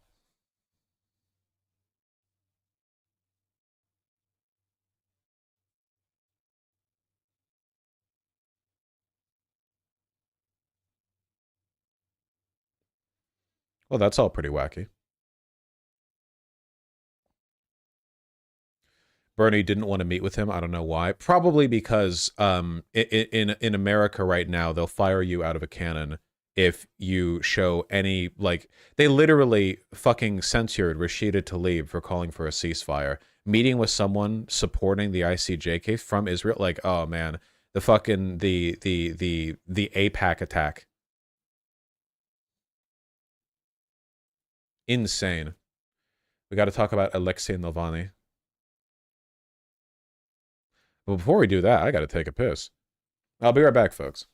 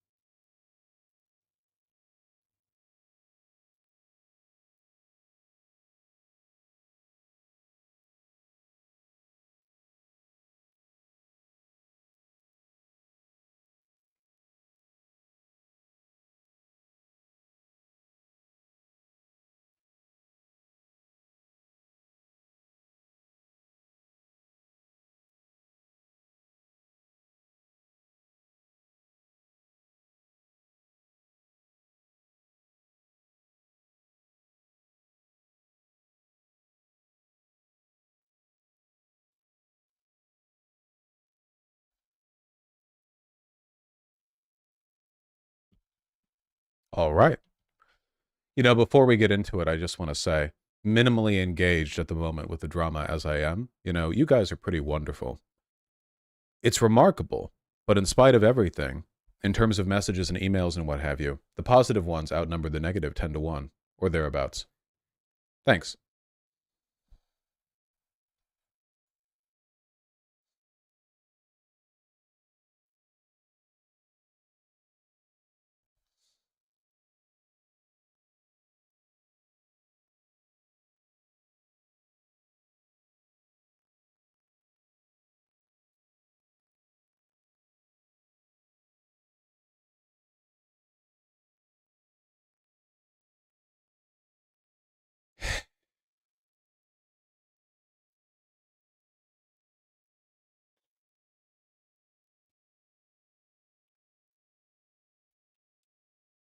Interesting, Lilith.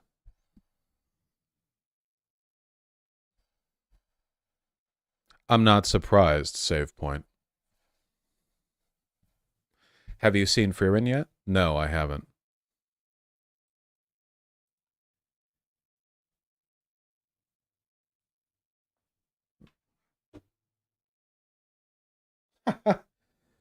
Tempest, you're right. Do you guys want to see something really cool? It was a gift given to me for either my birthday or Christmas. No, it'd be my birthday.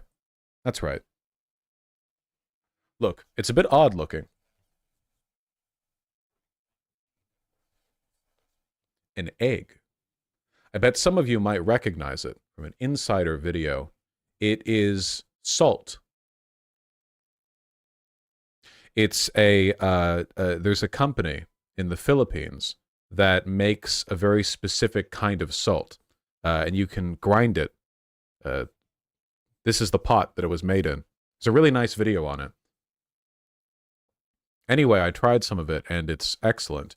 The salt is made from seawater and boiled coconut rinds or something like that.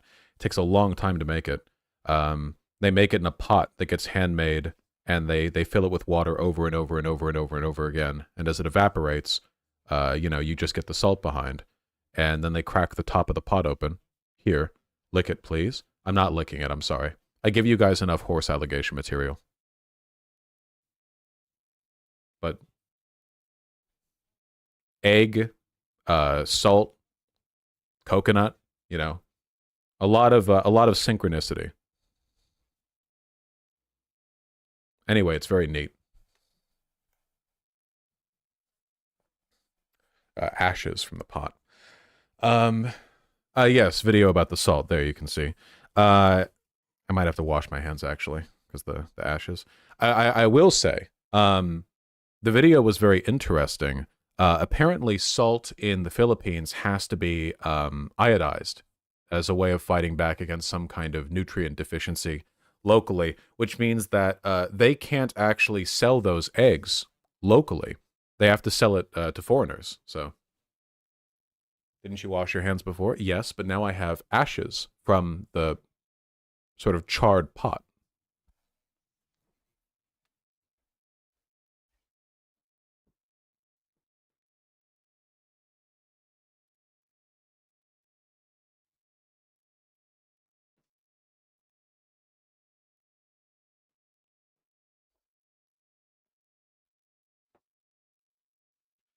Anyway, when I was opening it up, I saw it and had no fucking idea what it was.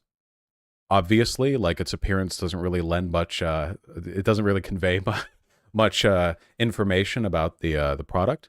And Vermin expected it to have some kind of, like, card explaining what it was. So when I opened it up and had no idea, Vermin was like, wait, hold on. Let me explain.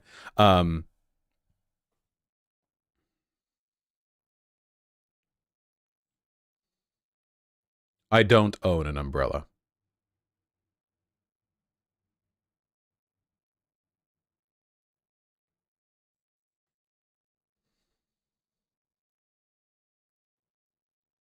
Because I don't go outside.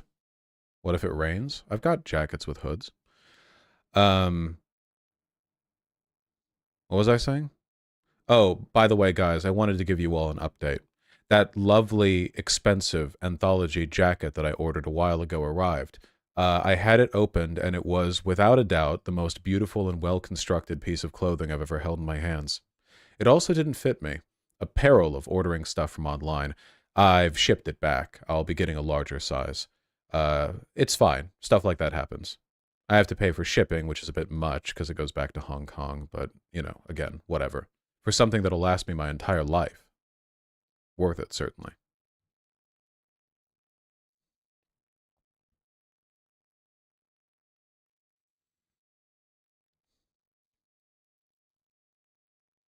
The people at Anthology have been extremely helpful. What about the clothing from China? Well, they're both from China. But yes, I can show you if you like.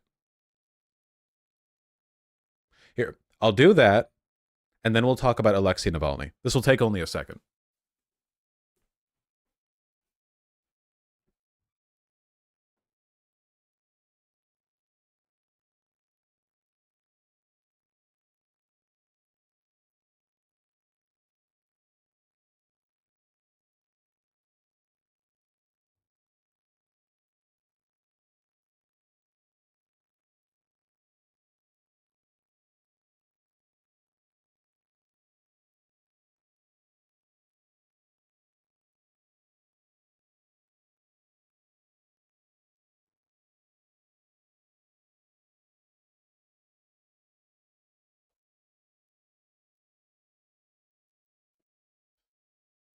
It's cute, no?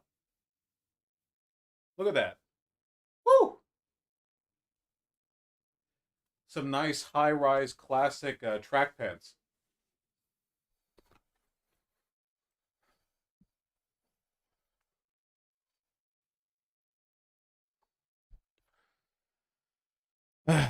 Those look comfy. Yeah, they're nice. Give us a spin.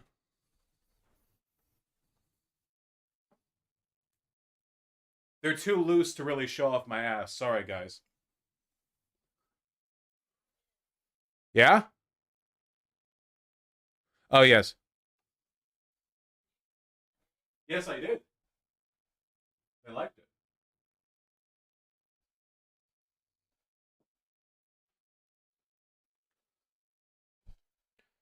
Do more glute raises. These sweatpants are too loose. I could have the fattest ass in the world and it wouldn't... Well, maybe if I had the fattest ass in the world, it would show, but, you know.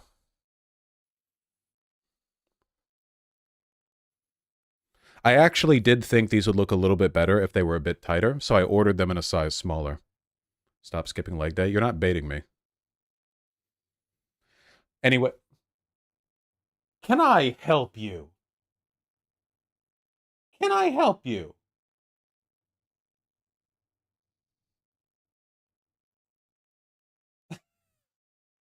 Oh my goodness.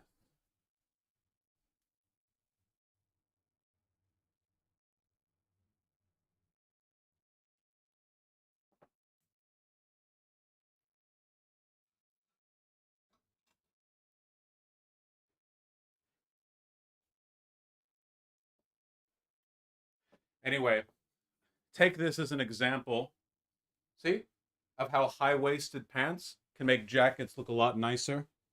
Doesn't that look nice?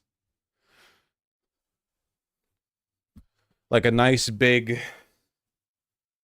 baggy retro fit.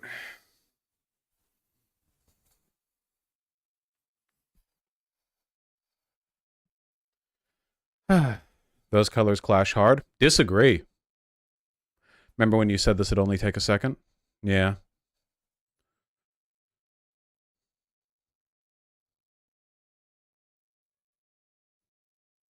It's a retro look. You look like reverse Kitsuragi? It's because I'm wearing pretty similar clothing to him. His jacket will arrive eventually. Gray and orange? I'm not wearing any gray. This is, Oh, does this look gray on camera? Ah, it's because of the red and purple in the room. This is a very desaturated green. Ah, this might be a color balancing then. Okay, yeah. No, this is green.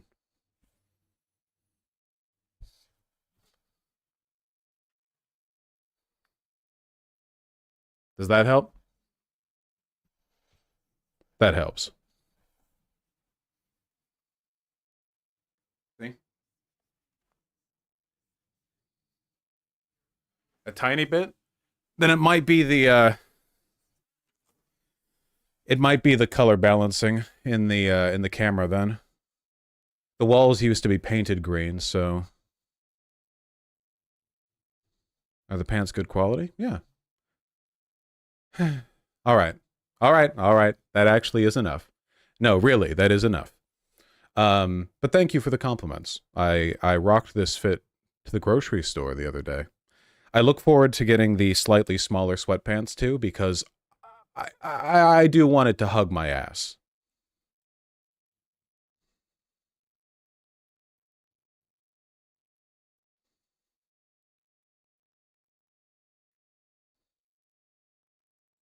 I don't know why I didn't put gel in my hair. Bronson MFG Swedgeward should get you what you need. Let's move on. Looks better without gel. That's not true. Hold on. God damn it.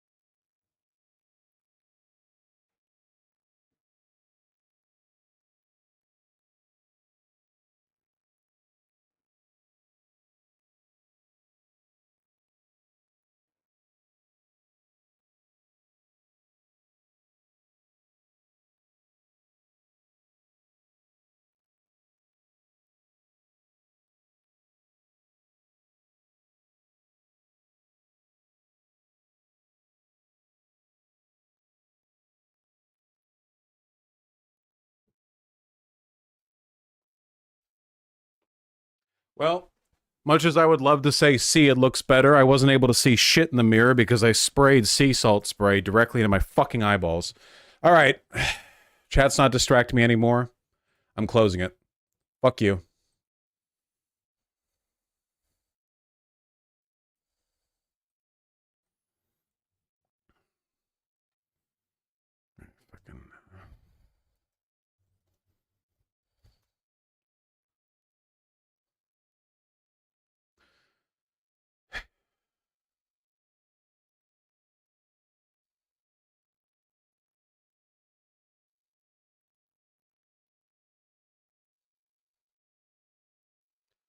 One moment.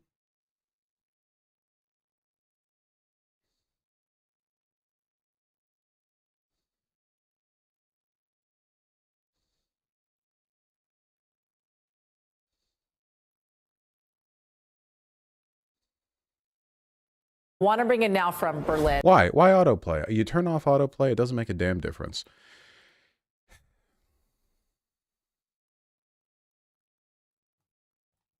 You've probably heard rumors of this, but Alexei Navalny, a Russian opposition leader, died in prison a little while ago. I say a little while ago. It's a long time in internet hours, but it was just a few days ago. Now, my understanding of Navalny is that he was in many ways better than Putin, and in a lot of ways he was a lot like Putin. I understand that at times he is framed like some kind of like heroic resistance leader, but I think that in reality he was probably just another oligarch who maybe had slightly more egalitarian tendencies in some ways than Putin. If nothing else, we're going to learn because I don't know a ton about the guy, so let's find out, huh? News out of Russia. We're getting reports that jailed opposition Russian opposition leader Alexei Navalny is now dead. That is according to the Russian prison service. He was 47 years old. He spent his final months behind bars as the Russian leader reshaped the country to rally behind his war in Ukraine. We have a lot more to talk about in terms of his life. This is a man who really dedicated his life to opposing Putin's reign. He rose to prominence as Russia's most outspoken Kremlin critic. He was poisoned at one point. He'd been imprisoned many times. He even tried to run against Vladimir Putin in 2018 in the presidential election, but was barred from entering the race, and they kept finding reasons to throw him in jail. Again, this is extremely partial journalism. Is this even journalism? What is this, like a opinion pundit? Whatever. Fuck off. This guy's got a wacky past, you know? In August 2020, hospitalized in serious condition after being poisoned with a Novichok nerve agent. Wonder who did that. He was medically evacuated to Berlin and discharged a month later. Navalny accused Putin of being responsible for his poisoning. An investigation implicated agents from the FSS. He returned to Russia, smart move, and was immediately detained on accusations of violating parole while he was hospitalized in Germany following the poisoning. Following his arrest, mass protests were held across Russia. This is the last time I covered anything about Navalny. In February 2021, his suspended sentence was replaced with a prison sentence of over 2.5 years detention, and his organizations were later designated as extremist and liquidated.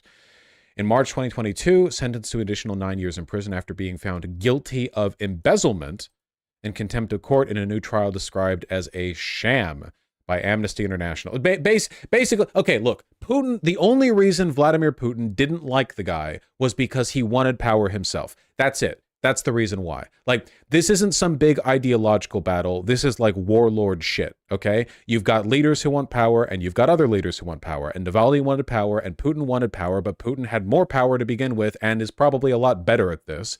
So Navalny never really had a chance. Navalny would have been, run up in kangaroo court or poisoned or killed or whatever. Like, the outcome of this was inevitable, basically. None of this is surprising.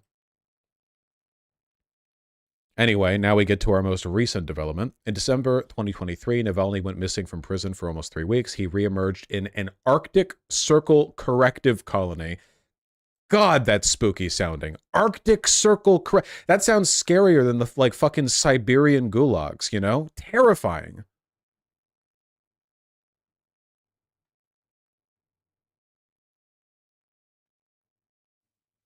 Oh, well, it was built by gulag prisoners, so, you know. It is literally just a gulag, though. Yeah, but this sounds scarier. Arctic Circle corrective. I don't know. Maybe it's because the term gulag has been memified. Very spooky. Well, anyway, shortly afterwards, on the 16th of February, the Russian prison servants reported that he had died at the age of 47, thus making some people mad. What is this?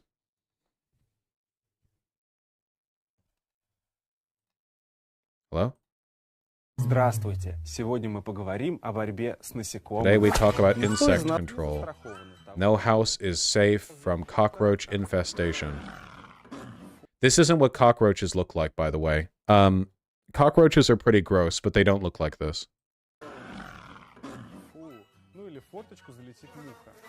Or a fly gets in through an open window. We all know the cure, a fly swatter or a slipper against a roach. What if cockroaches are too big and flies too aggressive?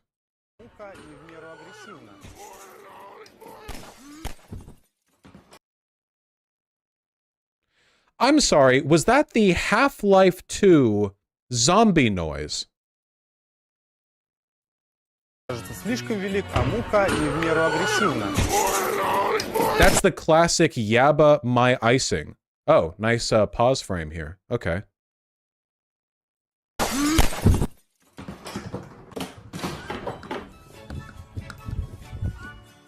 Ну а в этом случае я рекомендую. Interesting. Well, that's probably not great. Okay. The insects are Muslim. Yeah, I got that. Thank you. Yeah.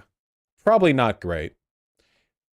I think that Alexei, I don't know how much Alexei Navalny was like an authentic advocate for any ideas at all, or if he was just like nakedly supportive of power. Like, I don't know what underlying ideology he operated on. I kind of want to learn that.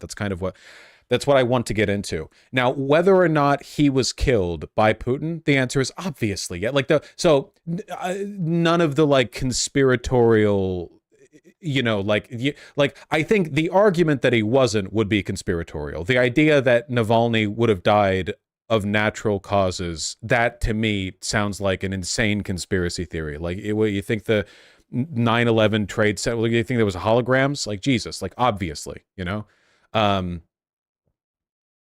Vladimir Putin is a natural cause. Yeah, JFK's head just did that, you know? I want to learn more about what motivated him. Was it just like raw power? Was it was he also doing like the Dugin thing of some kind of like big, you know, Eurasian Russian revivalist? Like, I want to know. I wanted to say a few things this morning about Alexei Navalny. You know, like millions of people around the world, I'm literally both not surprised and outraged by the news. Death of Alexei. Reported death of Alexei Navalny. He bravely stood up to the corruption, the violence, and all the bad things that the Putin government was doing. Thanks. In response, Putin had him poisoned. He had him arrested. He had him prosecuted for fabricated crimes. He sentenced him to prison. He was held in isolation. Even all that didn't stop him from calling out Putin's lies. Even in prison, he was a powerful voice for the truth, which is kind of amazing when you think about it. And he could have lived safely in exile after the assassination attempt on him in 2020, which nearly killed him, I might add. But he was traveling outside the country at the time. Instead, he returned to Russia. knowing he'd likely be imprisoned or even killed if he continued his work. But he did it anyway, because he believed so deeply in his country, in Russia. Reports of his death, if they're true, and I have no reason to believe they're not, Russian authorities are going to tell their own story. But make no mistake, Putin is responsible for Navalny's death. Putin is responsible. What has happened to Navalny is yet more... Yeah, this is going to be used by Western sources pretty much exclusively as like a wedge against Putin. I wonder why it was done. Like, why kill Navalny now? I feel like at the moment his death only really galvanizes like anti-Putin, like that wedge in Russia, and also gives something for the West to point at. It's not like Navalny could say much while he was in a fucking gulag. I don't really know. Political positions. Okay, what did this guy even fucking believe? Navalny was described as Putin's fiercest political opponent. Okay. Corruption. He called the Russian government crooked. Okay, great. Nationalism. His views on Russian nationalism have evolved over time. In 2011, Navalny stated he considered himself a nationalist Democrat. He previously participated in the Russian March from 2006, a parade uniting Russian nationalist groups of all stripes. Okay. And was one of the co-organizers of the 2011 March. He also called for ending federal subsidies to the corrupt and ineffective governments of Chechnya and other republics in the part of the North Caucasus. That sounds a bit sussy. After 2 Chechen wars, I feel like the Russian government probably owes some subsidies to the governments of... I mean, I guess it would depend on the reasons, but like blanket... Yeah.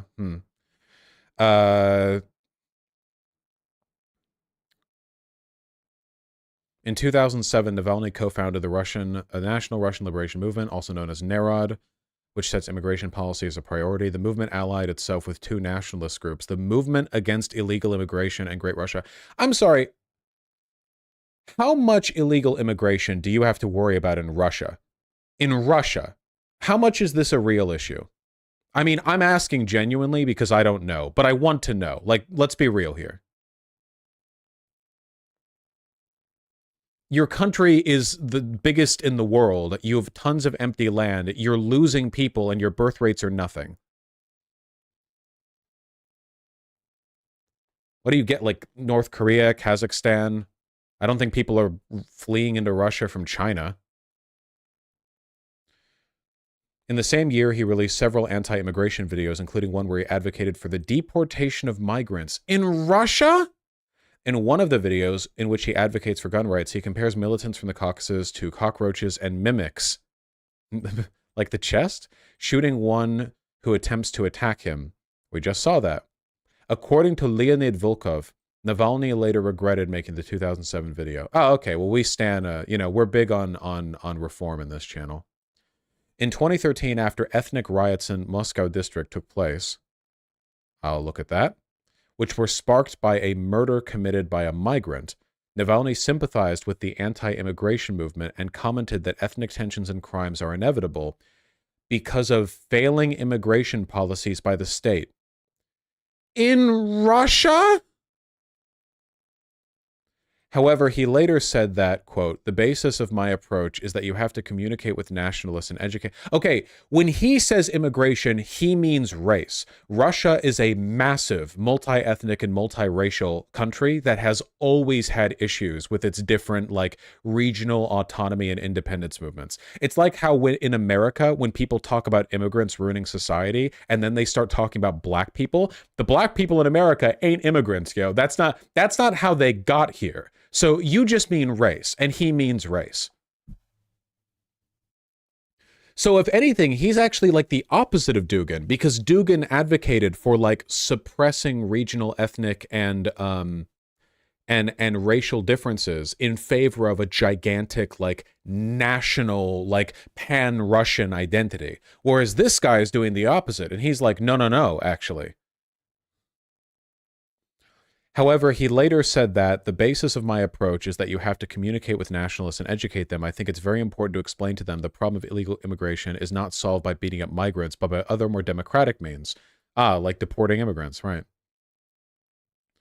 In a 2017 interview, Navalny declared support for regulated immigration from Central Asia, but did not see it as valuable. You are in Russia. You have your birth rate is like 0.1. You nobody immigrates to you. Everyone emigrates from you. What? In a 2020 interview, he reiterated support for regulated immigration.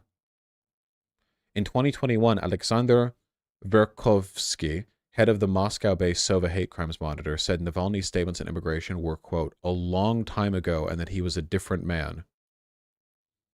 Okay.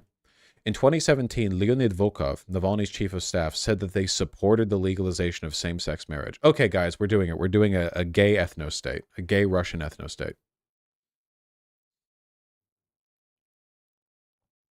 Let me look at this. So, Russian March.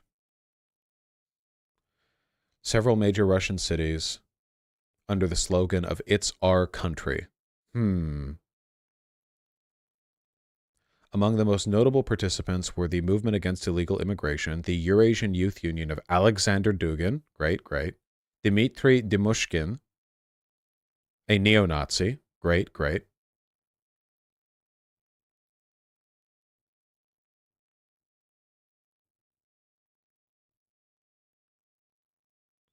It was the first legal far-right mass meeting in modern Russian history. Wow, that's awesome. What a great thing to have your name attached to.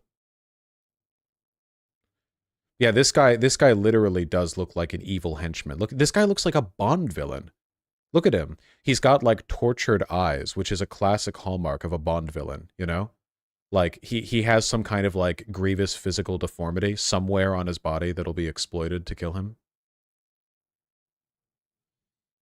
Even though the use of Nazi symbols was prohibited by the organizers, a flag with conventionalized swastika was raised by the head of SS Slavic Union, Dmitry Dimushkin, in Moscow. That's the guy we just looked at. Nice.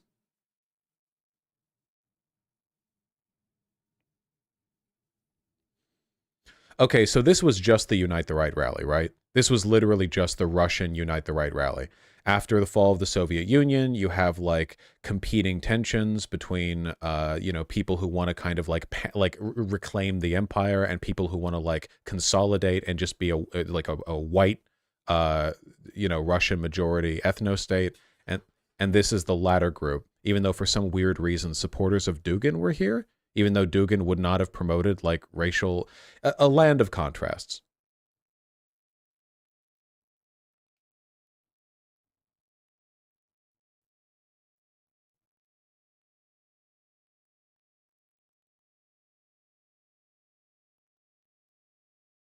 At the metro station, several nationalist leaders made speeches from the stage during which they talked about the repression suffered by the far right in Russia. Ivan Novyopov is, how far right do you have to be to think that you're being politically suppressed in Putin's Russia? Holy shit. Literally, like the Wagner group being like headed by people with swastika tattoos is like an unofficial arm of the state military. Like, how far right do you have to be? Ivan Novyopov of the Irreconcilable League called for a white revenge, unfurling a Confederate flag. American cultural hegemony stay winning. Andrei Narodny of the National Revolutionary Vanguard, or the NRA, funny, closed his speech with a fascist salute. This is the rally. This is the march that Alexei Navalny was present at.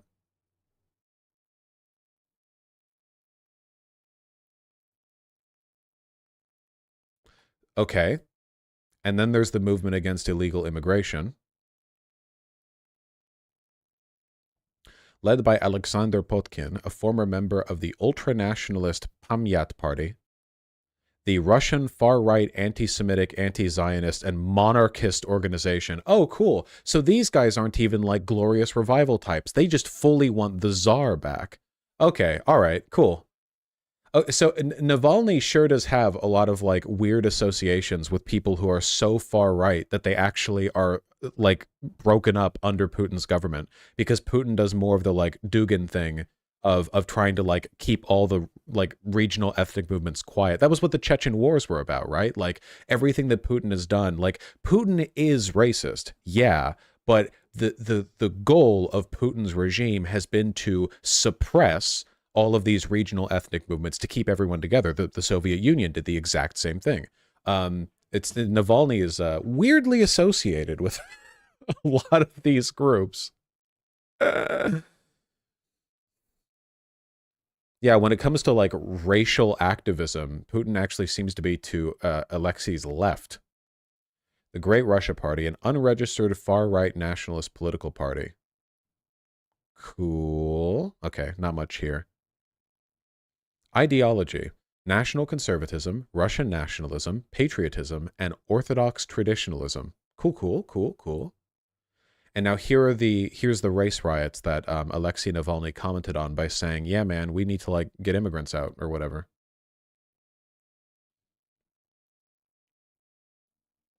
A migrant might have killed a guy. Oh, not much information on this, actually. Okay.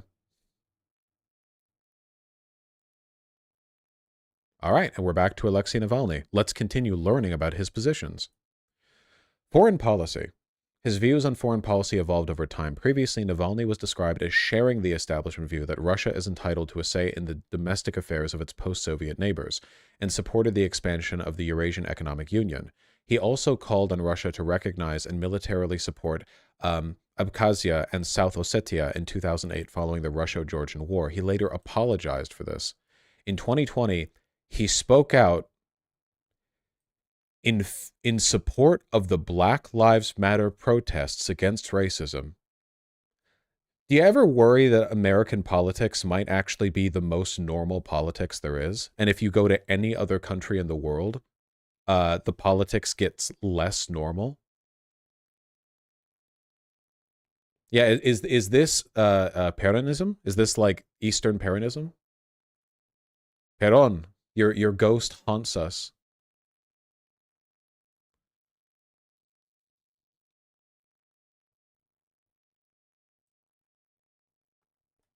Navalny spoke against the Russian intervention in the Syrian civil war. He said Russia should not try to save Assad, who represents a military junta, and said entering the war on the same side as the Shia Islamist Iran and Hezbollah stoked anger among Russia's predominantly Sunni Muslim community. Okay. In 2012, he supported the independence of the Ukrainian state. After the annexation of Crimea, Navalny urged further sanctions against officials and businessmen linked to Putin. Okay.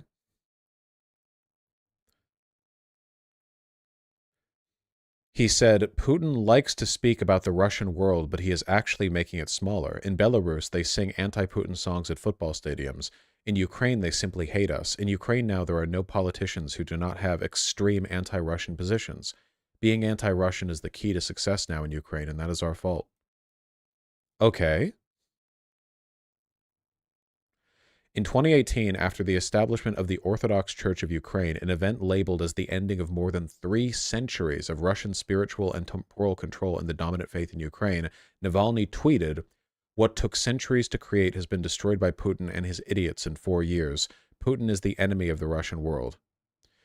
In 2022, he compared the recognition of the Donetsk and Luhansk People's Republics by Russia to when Soviet leaders deployed troops to Afghanistan in 1979.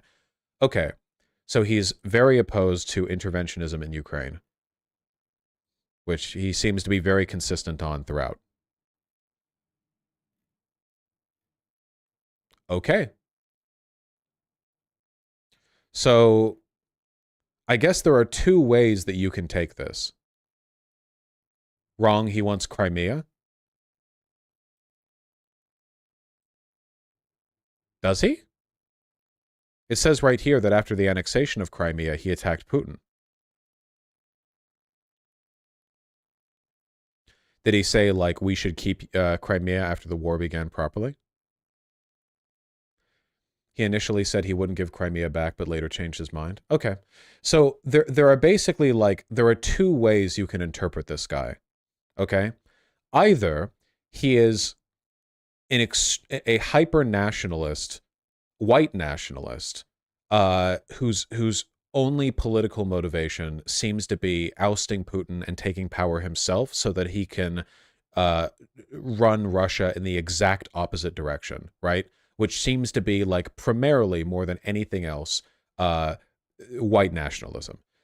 Or, alternatively, it could be that he actually is, like, just kind of weirdly staunch on immigration, and that a lot of his more extremist views have shifted over time, and that he actually would be a lot better than Putin. Or he could be a liar, and doing stuff like supporting Black Lives Matter is just a way of appealing to his main base of support, which is anti-Putin, Russians or others outside of Russia. It's possible that, for the most part, like, he is motivated by white nationalism or by like power hungry, whatever else, and that a lot of his politics are him just adjusting his positions to be anti-Putin, and that if he was put in power, he would be a lot like Putin. Does that, you know what I mean? I think it's the last one. I think that his main ideological motivation seems to be, I want power, and also I want kind of like a return with a V to tradition along like a racial line, but I will adjust my politics as necessary in order to oppose Putin. And it's possible that if he did get power, he actually would be a lot better because he doesn't really care as much about the racism as he does the being in power part, but I don't really know. Weird. Anyway. More proof of Putin's brutality. No one should be fooled, not in Russia, not at home, not anywhere in the world. Putin does not only target his citizens of other countries, as we've seen what's going on in Ukraine right now, he also inflicts terrible crimes on his own people. And as people across Russia and around the world are mourning Navalny today because he was so many things that Putin was not. He was brave, oh, God. He was principled, he was dedicated to building a Russia where the rule of law existed and where it applied to everybody. Navalny believed in that Russia. He knew it was a cause worth fighting for, and obviously even dying for. This tragedy reminds us of the stakes of this moment.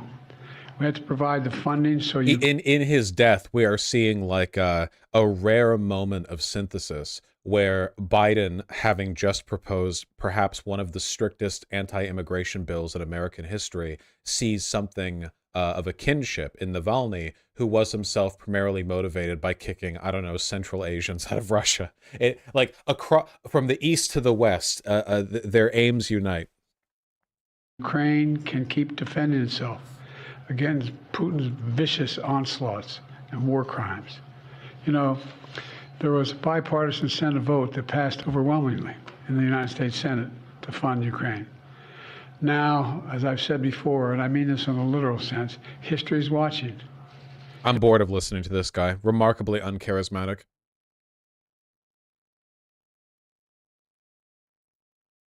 Привет, это Юлия Навальная. Сегодня в первый раз на этом канале... This is Alexei Navalny's... Oh, wow. 5.5 million views in one day. All right, people are listening. Okay. This is his wife. Я хочу обратиться к вам. Меня не должно было быть на этом месте. Я не должна была записывать это видео.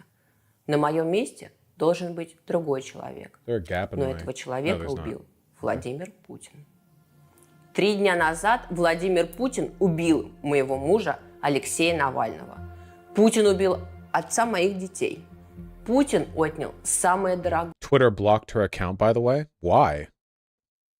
Like, what was the reason? What was the given reason? Elon. Okay, I know Elon runs the site. I'm asking what the given reason is. Not sure, but it came back. Mass report. Okay, yeah. Just a faulty auto ban. She got reinstated. Okay. Что меня было самого близкого и самого. All right, Putin killed people. Но еще Путин отнял Навального у вас. Где-то в колонии на крайнем севере, за полярным кругом, в вечной зиме, Путин убил не просто человека Алексея Навального, он вместе с ним захотел убить наши надежды, нашу свободу, наше будущее. Уничтожить и свести на нет лучшее... Fuck, this isn't going to be a sincere video at all, is it? Like this is just, she's just going to like the political project. I didn't know what the vibes would be. I didn't know if it was going to be like her sincerely mourning her husband, or if like this is with the music, this is like a fucking, it's like a campaign ad, you know? The fight for a free Russia will not stop. Okay, I don't know if anything's going to come from this.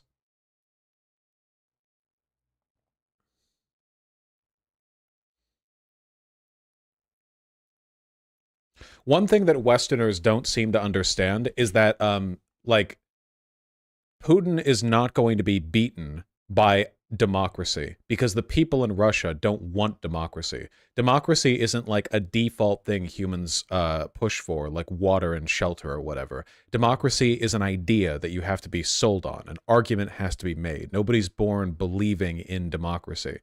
You know, like, that needs to be sold to people. And Putin has constructed an environment where the people of Russia do not care for it. At least not now, maybe in the future. Right now, if Putin is going to be ousted or taken out, it'll be by another oligarch, not by you know, not by some like wave of democracy. I mean, maybe that'll change, right? Like younger people, you know, like as demographics or the situation changes, sure. But right now, it'll be another power grab. Not by a democratic process. It's sad, but you know, that's how it is. We tried this with in Afghanistan, right? Like Afghanistan respectfully has been a shithole for a while. Thanks us, thanks Soviet Union, thanks a lot of things. You know, you can displace the Taliban from the major cities and you can build up the ANA or whatever, but you can't just like autonomously construct a functioning democracy like that. You need infrastructure, social and like literal infrastructure to make that work. The thing that could have beaten the Taliban would have been another highly militarized, like authoritarian extremist group. That could have worked, but we didn't, you know.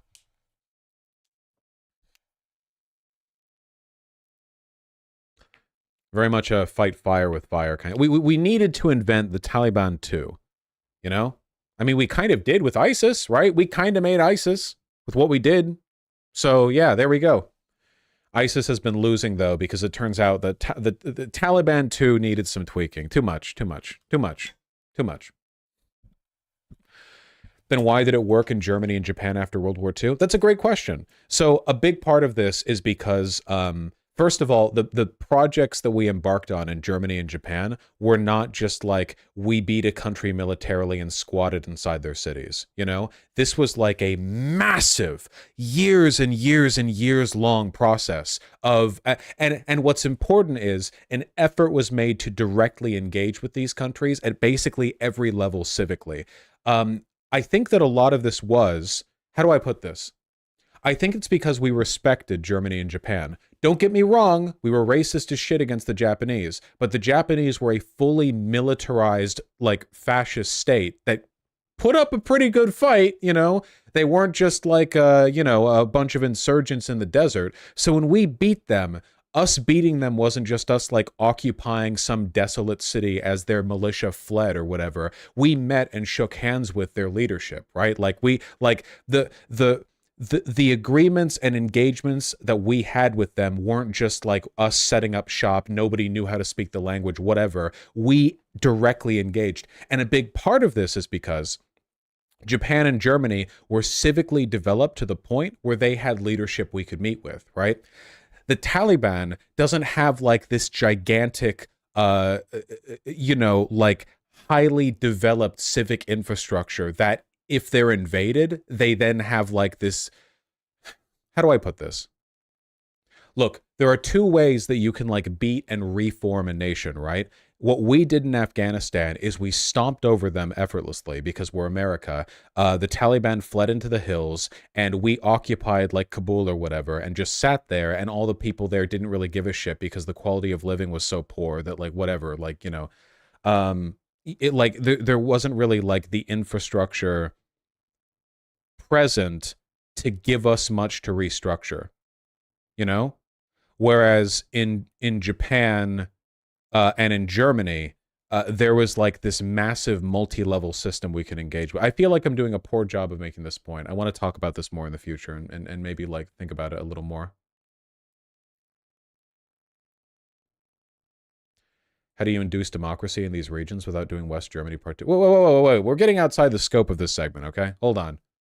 Let's be disciplined here. Look, if there was any easy equation for doing regime change, trust me, you would know. There isn't, which is why it fails all the time.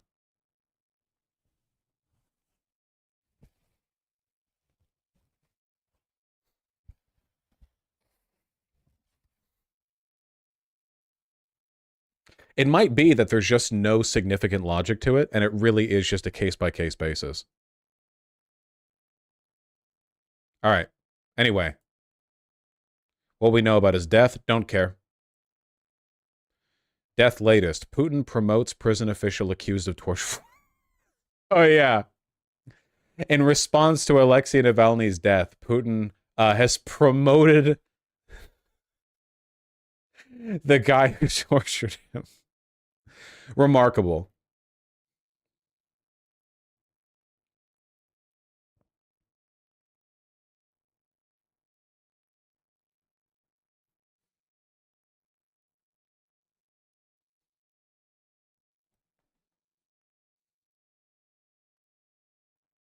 Mother of the Russian opposition leader Alexei Navalny has been refused access to his body for a third day. His representatives say she was not allowed to enter the mortuary near the remote Arctic prison where he suddenly died last week. Yeah, no shit. They carved dicks in his forehead. What? Yeah. It's like Bin Laden's body. You know fully well the first thing the pigs and fucking the Navy SEALs did when they got a hold of Bin Laden was shoot him 500 million times and then take pictures of their dicks laid out across his forehead, okay? Like, there's a reason we never saw that body and they dumped it in the ocean, okay? Yeah, I don't... sending him back in an extremely thick zinc coffin. The Navalny family representative said Alexei's mother and her lawyers arrived at the morgue early this morning, but they were not allowed to go inside. One of the lawyers, they say, was pushed out. When the staff were asked if the body was there, they didn't give an answer. Well, the announcement of Alexei Navalny's death has sparked international outrage. The UK Foreign Secretary Lord Cameron said there should be consequences, and the US President Joe Biden has said that Vladimir Putin is to blame. Well, Navalny's widow, Yulia, is due to address European foreign ministers in Brussels today on the invitation of the EU's foreign policy chief, Joseph. Russian pilot who defected to Ukraine shot dead in Spain. No kidding. Defected to Ukraine with his helicopter last year. Oh, he got a big payout for that one. Found dead in an underground garage in Spain last week. His body riddled with bullets. I wonder what happened to him. Natural causes, no doubt.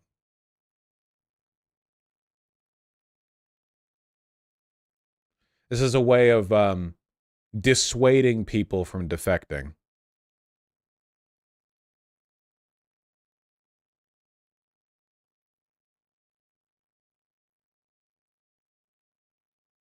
Especially with equipment like a helicopter.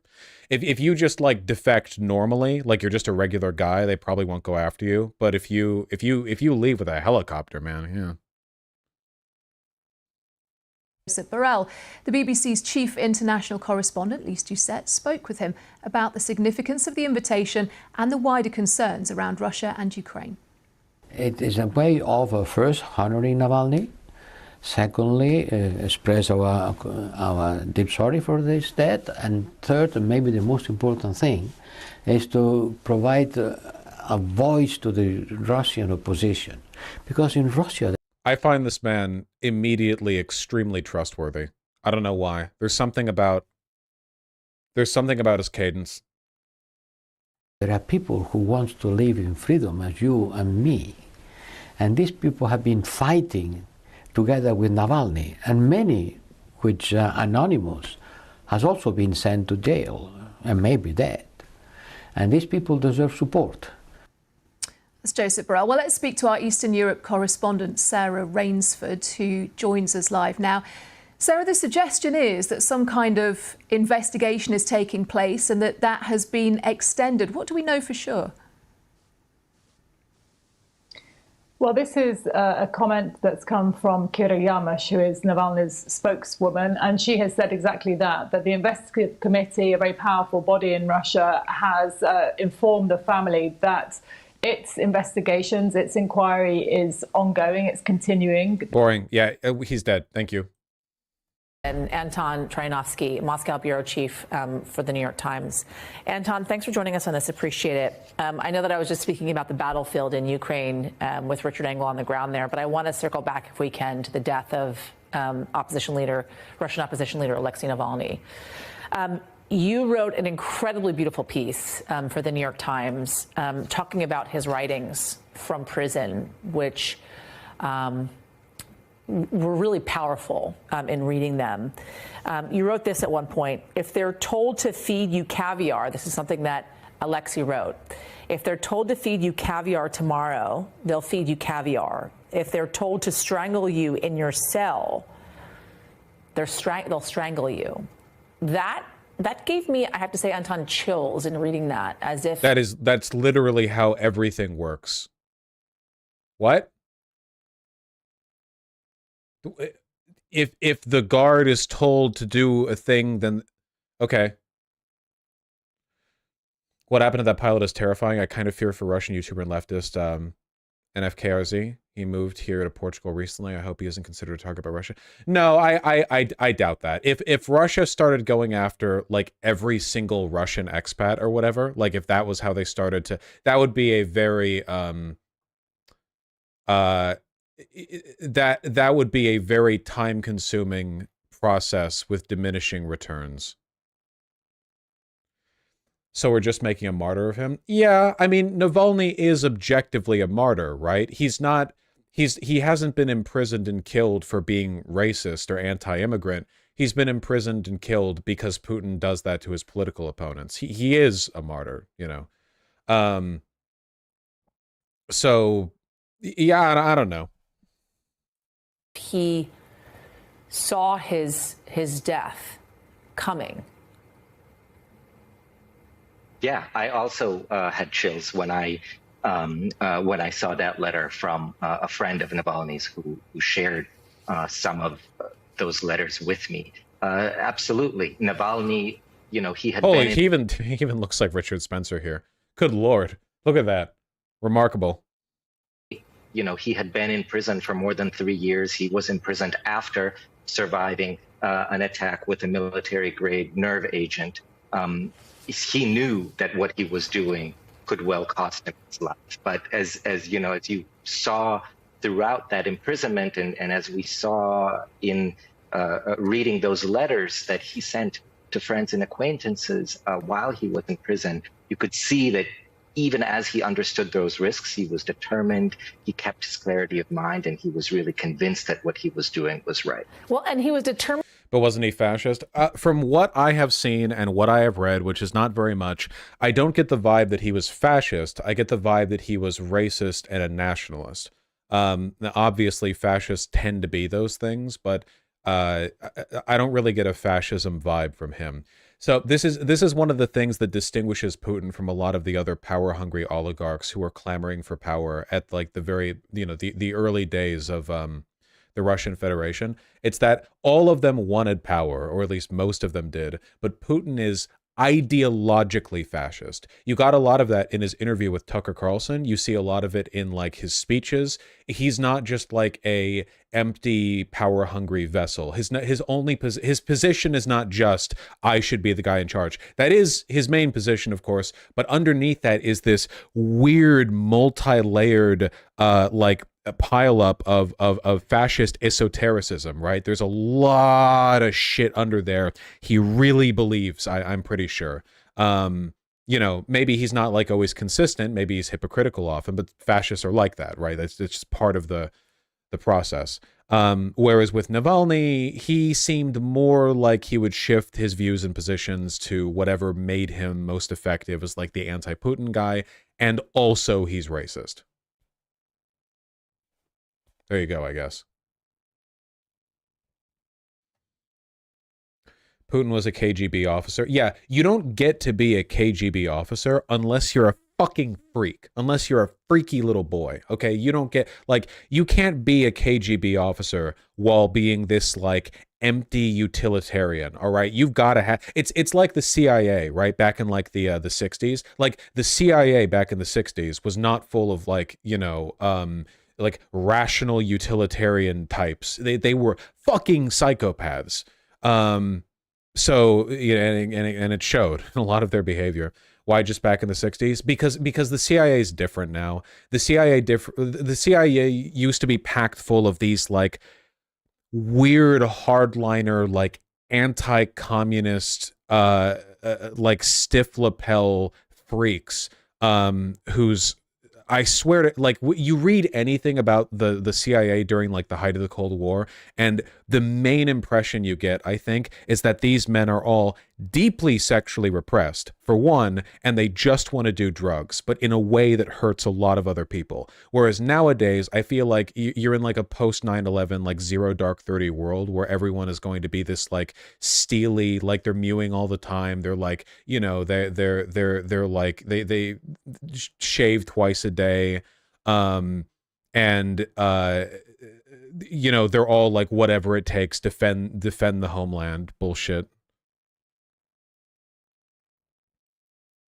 It's like a different character, I guess. Yeah, J. Edgar Hoover was a lunatic as well. Yeah, a lot of the stuff the CIA did just mostly seemed to be fucking psychotic. Not just, like, morally wrong, but, like, psychotic even from their perspective. Basically what I'm saying is that, like, the average CIA guy then would have had to have been, like, some Mormon freak with, like, some, like, incest hang-up about their mother who has never had an orgasm in their life and is going to take it out on you by subjecting you to a bevel of drug experiments. And the average CIA guy now watched a bunch of the television series 24 and thinks he's that guy, basically. And that's, like, the shift, I think. The gradient over time. You know, it's like from the Jack Bauer to the whatever they used to be spectrum. Yeah.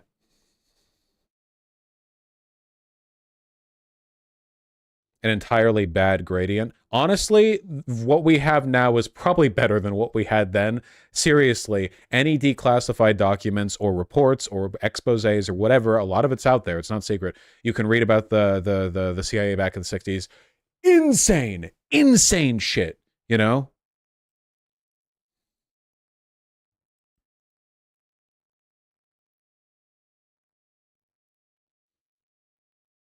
Oh yeah, the Soviets had their own, like, paperclip shit going on fully. I'm not saying it was just America. I'm saying that, like, the KGB was also full of lunatics like this.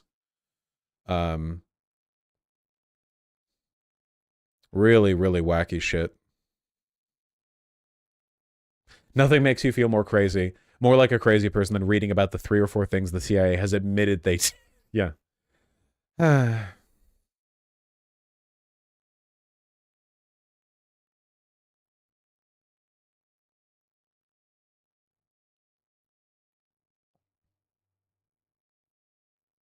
You'd have to be a freak to want to work in foreign intelligence. Oh, yeah, fully. Yeah, 100%. I just don't get why intel agencies attract so many psychopaths. You don't? There's nothing about that immediately. There's nothing about the idea. Like, think about, like, growing up and being in high school and going to college. Like, imagine being next to someone and you're like, oh, what do you want to do? And they're like, yeah, I want to join the CIA. There's nothing about that immediately you would, like, you're, like, instantly, like, wow, this guy's a fucking psychopath, you know? Holy shit. Jesus. Because it can't even be the kind of, like, default patriotism or the college path that a lot of people do when they enlist in the military, right? The CIA, that's not the CIA. The CIA for gunning for that, we're talking, like, I mean, you have to be pretty well qualified too. They don't just accept idiots. Well, I'm sure they do, but there are a lot of qualifications, you know. So we're talking about like very talented people who are very good at like math or data analysis or like foreign language or just a bunch. There are a bunch of different fields, and then the best of them. We're talking the best of those people, and then rather than use their incredible talent towards like any of the jobs open to them, they want to join the fucking CIA. You know, like, I mean, you know, they're selecting for freaks. Didn't they have a bit about this in Good Will Hunting with the kid where he was like, you know, yeah, I'm really good at math and I could develop like new algorithms for like targeting bombs and the CIA could have me, you know, blow up some villages and I'll like kill people whose names I'll never know or whatever. Like that shit. There was a whole bit there. Yeah. Good movie. At least I remember it being good. I haven't seen it in ages. That was the NSA, not the CIA. Okay, NSA. Okay, NSA. The point remains, but yes.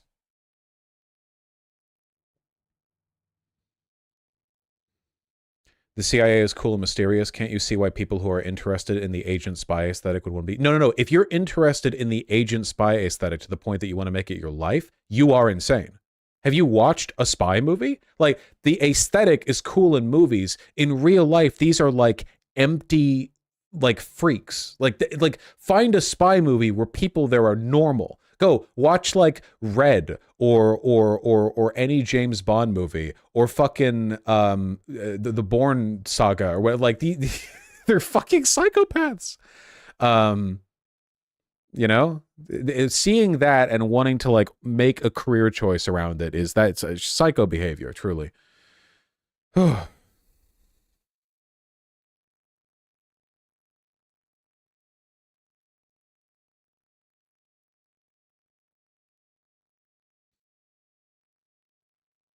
I think doing any kind of, I think just engaging with foreign politics in general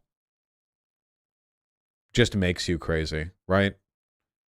Castro was willing to sacrifice the Cuban people in order to nuke America. What's that anecdote where like, was it Mao Zedong, where he was like talking with an Italian leftist saying like, nuclear war with the West would eradicate every single Italian communist. And Mao responded, what makes you think the revolution needs Italian communists?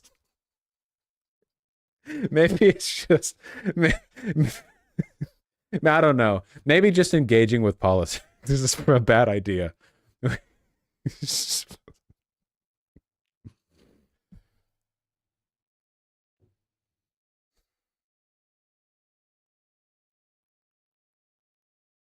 Mao based? Yeah, no kidding. God, Disco Elysium was so fucking correct. Disco Elysium was so fucking right about communism and mass death. Mao said he was ready to sacrifice a few 100 million Chinese people. I mean, I guess they had plenty to spare, right? Yeah, no, Castro literally did that. During the height of the Cuban Missile Crisis, Castro was literally like, no, we are ready. We, the Cuban people, will sacrifice ourselves. In nuclear Armageddon, we will be annihilated instantly, but it is a worthwhile trade if we get to destroy America.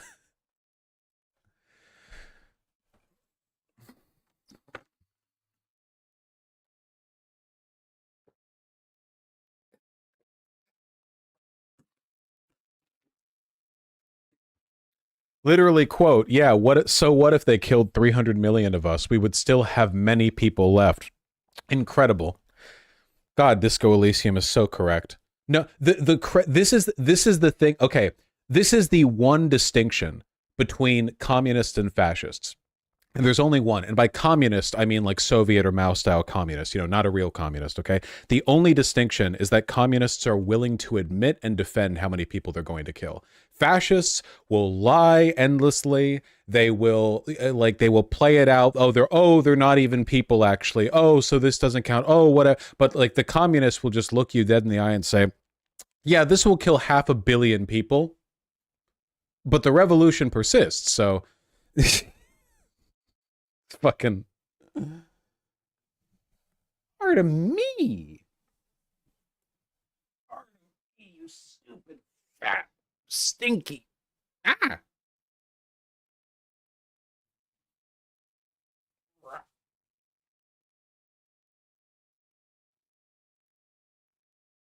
Yes.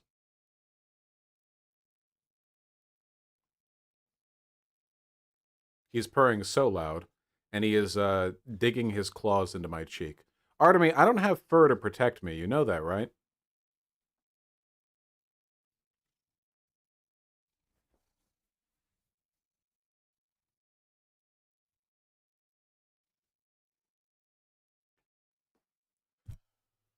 Wow.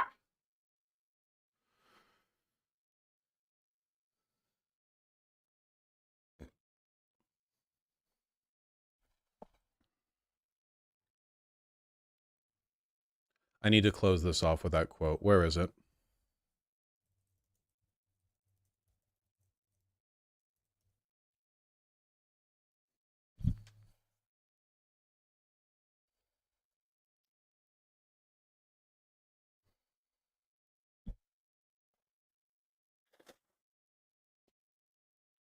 Where's that damn quote? Disco Elysium, what is communism? What is it?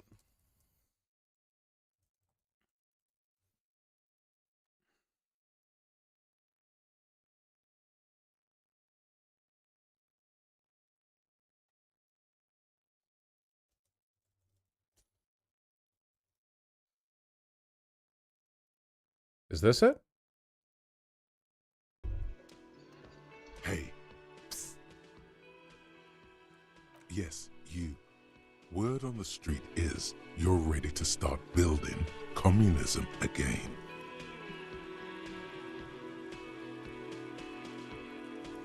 You keep saying things like, down with the bourgeoisie, eat the rich, sodomize the landowners, impale all people who have more than 25 real in their pockets, literally murder all human beings regardless of their political beliefs.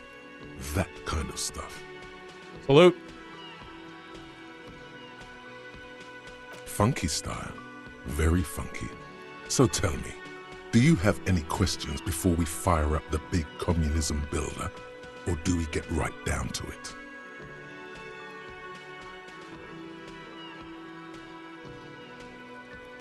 Failure. It's about failure. Of course you do. You are failure. You are communism. Absolutely vanquished, beaten, curb-stomped, shat on. While everyone else is out partying, having a callous laugh, you will reverse the fortune of the workers of the world. You alone, against every living thing, against every human alive. 800 trillion real in the hands of an impossibly well-organized ruling class. Towering city blocks of bankmen who have the ears of prime ministers. Million-headed armies of nations and the love of your own mother. You against the atom, the charm and the spin, where the whole world failed. Matter failed to bend to human will. Human will failed to get out of bed and tie its laces. You alone, single-handedly, will rebuild the dreams of the working class. You are the last communist. Now get to work, comrade. So good. So good. Oh yeah. Get the firing squads and the animal wagons ready. Too late to back out now. You can't make an omelette without breaking a few million eggs.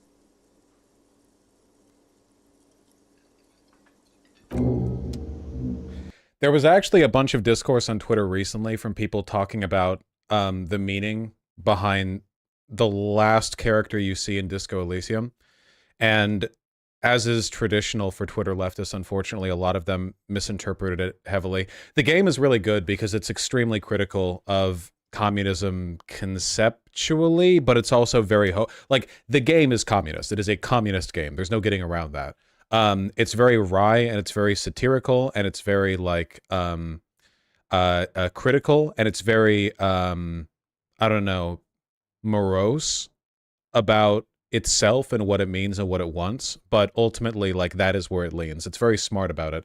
So of course a lot of people kind of like bowl over the nuance and they see stuff like this and they don't really understand what's being talked about.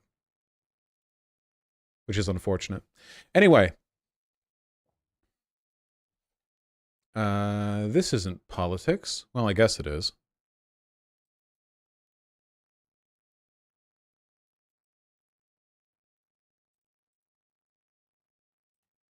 What the fuck? Well, folks, the attempts to take down Stop! Donald... The autoplay. How do I turn off autoplay? Stop.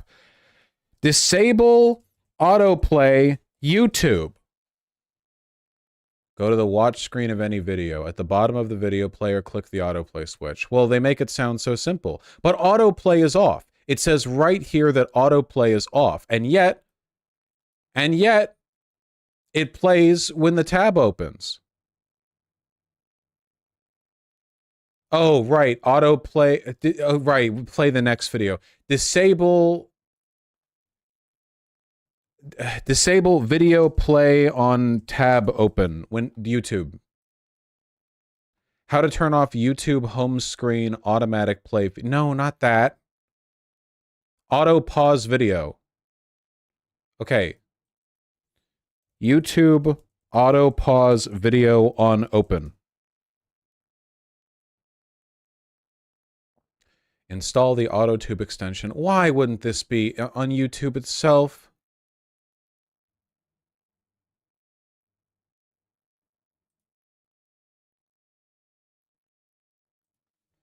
AutoTube. Not AutoTune.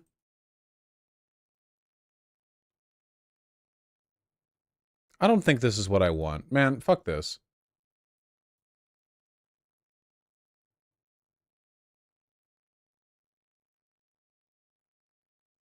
You literally use YouTube Enhancer? Does YouTube Enhancer have it? Oh.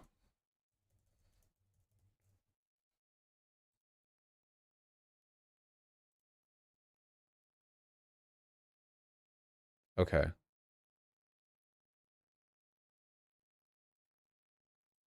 Okay. Enhancer for YouTube. Open. No, not that. Enhancer for YouTube. Manage extension. Yeah. Okay. Have it on. Site access. Site settings. Pin to toolbar. Site settings. What?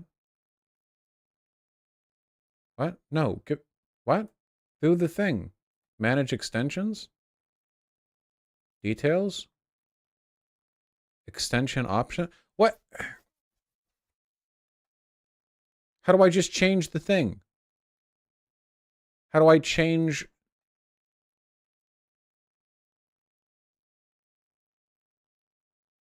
How do I change the settings on the thing? It's just telling me to give it access to the other thing. How do I? Site settings, pin to toolbar, allow an incog extension options. Okay, extension options. Here we go. Okay, hold on. Okay. Disable all this bullshit. Stupid fucking... But we want the thing. Okay. Yeah. Okay. Place controls, thing. Playback speed. Volume. Autoplay. Disable autoplay. Prevent videos loaded in background tabs from automatically playing. Prevent videos loaded in the foreground tab from automatically playing as well. Okay.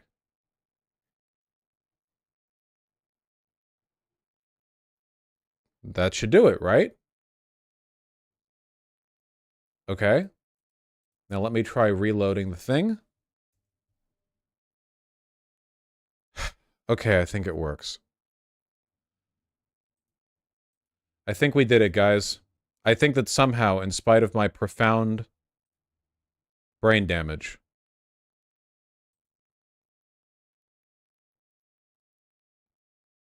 we might have made it work. Okay, so what was I reacting to? Why does my neck itch? I better not have an ingrown hair. Those are so annoying. All right, what was this? We intend to do this the right way so that we can create the right conditions for a safer, more peaceful Happy birthday, future. John. And we will continue to actively engage in the hard work of direct diplomacy on the ground until we reach a final solution. We intend. Remarkable. Remarkable. Absolutely fantastic. No notes.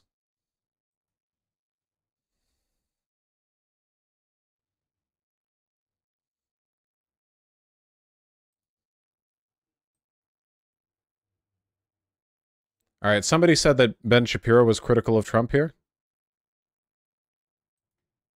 Slow, steady progression. Husband's body is being hidden because they're waiting for traces of yet another of Putin's Novichok to disappear. Novichok is a chemical nerve agent that kills you, and then eventually the signs of it wear off in the body. The Russian government thought it had worn off in the body, and then the Germans were able to actually detect it last time they used Novichok against Navalny. Okay, so Donald Trump then put out a comment on Navalny after several days of not saying anything. And he said, the sudden death of Alexei Navalny has made me more and more aware of what is happening in our country. It is a slow, steady progression with crooked, radical left politicians, prosecutors, and judges leading us down a path to destruction. Man, really one note here, huh? This is, talk about staying on topic. The assassination of a foreign, political opponent reminds me of, immediately right back to the same. Open borders, rigged elections, grossly unfair courtroom decisions are destroying America. We're a nation in decline, a failing nation, MAGA 2024. That's funny. Navalny also took issue with open borders. Okay, so there are a few things to be said about this. One, the last half where he talks about the decline of the country and the militarization of the Justice Department, militarization of our judicial system, all of that part's true. It is totally wrong for Donald Trump to compare that to the judicial arraignment, arrest, without process, without due process, without real charges, jailing and murder of Vladimir Putin's political opponents. And it's wrong for two reasons. One, it suggests that the state of play in the United States is similar to the state of play in Russia, which degrades the United States. Things are bad in the United States. They ain't nearly as bad as they are in Russia. That is a difference in kind. And we should recognize that because... a lot of Tucker Carlson's little visit over to Russia, there were a lot of extremely amusing attempts to make Russia seem a lot better than it was. One thing what you guys have to understand is that Russia's a shithole. It's not great. So I saw this video on Twitter where Tucker Carlson was like at a grocery store. Let me see if I can just find it. Hold on. It's very important that I find this now. It's immediately necessary that I find this. Hold on. Tucker Carlson. It should be on his Twitter. Like, he tweeted it, right? Here we go. Media. Where is it? Here's clips from his interview with Cat Turd. Is this it? One of the ways you understand a society is through its inner people waiting to push you from the normal. Okay, here he's like glazing Russia. Experience all of his trip to Russia. Okay, so he didn't tweet this then. Okay, Tucker Carlson grocery? Would that get me what I'm...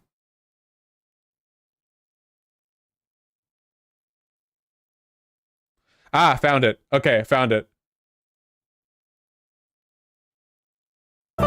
So I guess you put in 10 rubles here and you get it back when you put the cart back. This is in so many countries. It's just America that doesn't have this.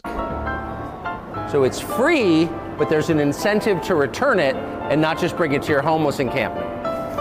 Okay. Do you guys have any idea how much money Tucker Carlson must be getting from the Kremlin, or I guess other benefits? For him, this former largest pundit in American television, to be like, look at this grocery store has so many products on the shelves. Look, like, oh. The Aldi stores in America have these. They're not a thing on the West Coast. I've never seen them on the West Coast. Whatever. But literally, he's literally doing the like, look, wow, in Russia, look at these advanced shopping cart technologies. Here's another Tucker gem. I saw this. Oh my God, this is good. Tank it. Corruption. If you take people's standard of living and you tank it through filth and crime and inflation, and they literally can't buy the groceries they want, At that point, maybe it matters less what you say or whether you're a good person or a bad person. You're wrecking people's lives in their country, and that's what our leaders have done to us. And coming to a Russian grocery store, the heart of evil, and seeing what things cost and how people live, it will radicalize you against our leaders. That's how I feel anyway. People in Russia spend way more on their food than Americans do. Way more, because Russia's a poor country. Compared to us, a very, very poor country. Like, this would be the equivalent of you going over to like the Philippines with American money and buying a bunch of shit with American money and going like, wow, everything's so cheap here. It must be in America, corruption. No, you fuck. They just don't make any money over there. So of course everything's cheap over here. Like, yeah, you're using the American dollar. The average wage in Russia is $791 a month. That's less than $10,000 a year. Like, that's less than half what minimum wage would get you in the United States. And they spend a significantly higher proportion of that on food than we do, even with our much, much, much, much higher wages. Meanwhile, rent in St. Petersburg is $900. Jesus. Tucker was bragging all the food he bought there was $100. Yeah, Tucker was bragging about how cheap all the stuff was when bought with his American dollar. No shit, dog, because the ruble is weak as fuck. He's literally glazing Russia with the brag that their currency is weak. When you go to a foreign country and your American money is able to buy a lot of shit, that's because their currency is weak compared to ours.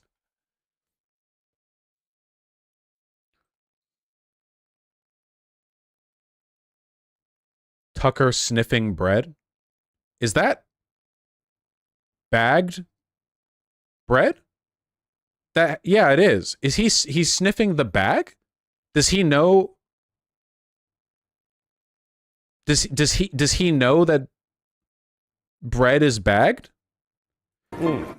Does he know?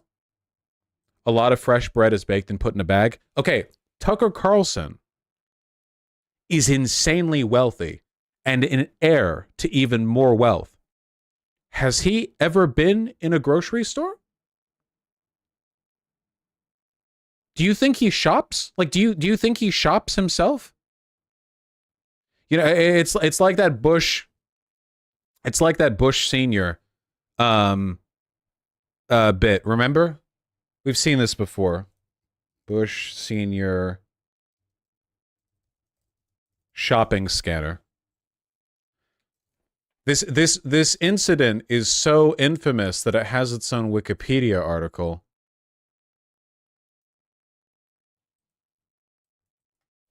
Remember that famous campaign stop where Bush Sr. was discovering, if you will, the wonders of the supermarket scanner? No, don't talk over it. Play it. Hold on.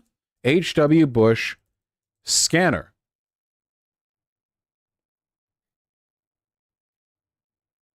Why can I not find a video on this?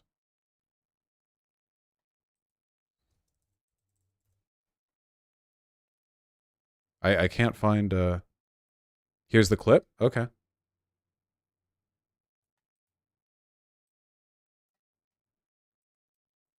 This has no audio, and I didn't even know you could have that few pixels in a video.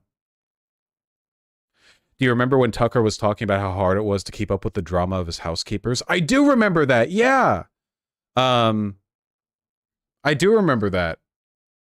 Oh, what a wacky guy. Maybe supermarket scanner? Would that get me the...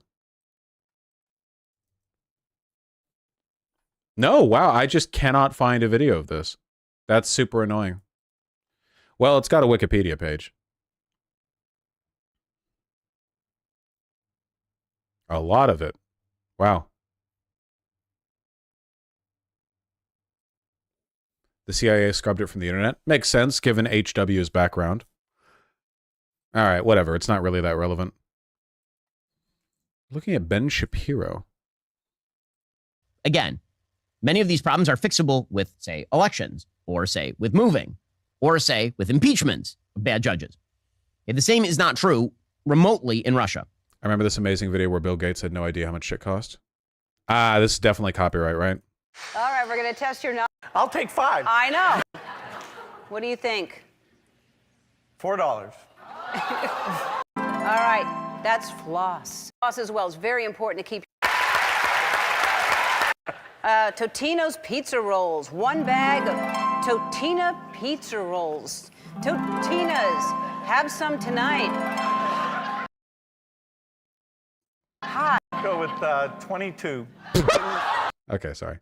So it's problematic to compare America to Russia for 2 reasons. One, it degrades the actual state of play in the United States. When you hear journalists traveling abroad and decrying the state of censorship in the United States, in Russia, where they literally kill the dissidents, that's a bad look.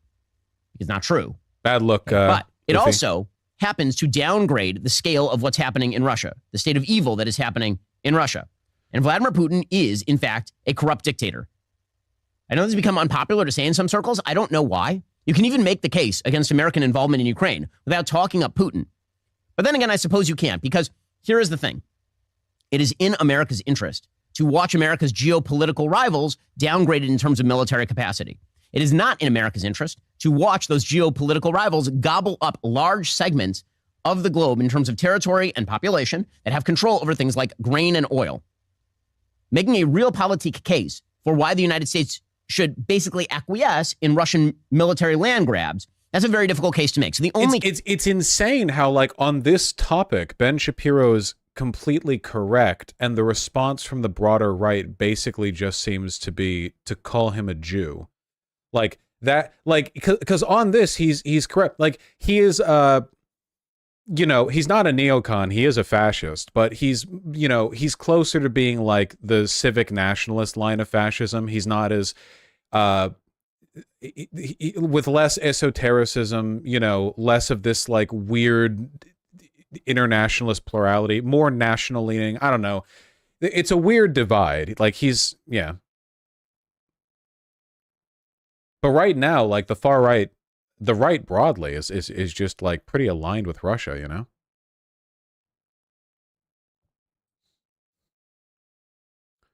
He's sad and has no views. He's still plenty influential, but his influence is definitely waning, yeah.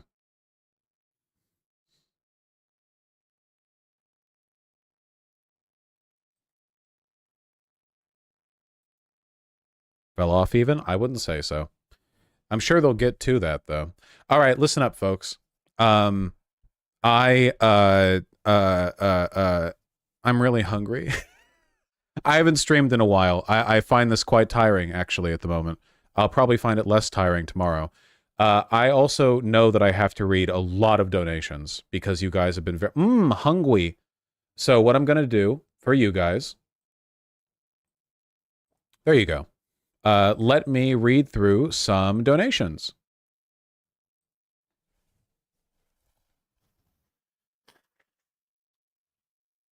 I'm hungry for chat engagement.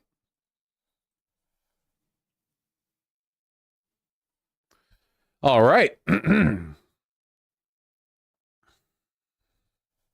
Corsehawk, thanks the 5. I don't think there are any strategies for the Russian opposition moving forward, at least not at the moment. It's all going to have to be like espionage shit, right? I don't really think there's much you can do politically that he won't just crush. Mirko Dracul, thank you for the $10. Congratulations on your autism diagnosis. A true VGGer, if ever there was one. Thank you. Local Informant, thank you so much for the $100 dono. Welcome back, you demand peace east. Thank you. I appreciate that. Thank you very, very much. Daddy Sky, thanks the tier 1 sub. Conciliator, thank you for the tier 2 sub. Bow Game, thanks the $10. Jacket Fund, really appreciate that. Gorillas for Sale, thank you for the $5. Welcome back. Don't let the haters get you down. I'll try my best, you know? They make it rough sometimes, but you guys are pretty great. Unironically Belgian, thank you so much for the incredibly kind gifted tier 4 sub to Thana, you know? And the gifted 10 tier subs broadly, or 10 tier 1 subs broadly. Thank you very, very much. It's incredibly kind of you.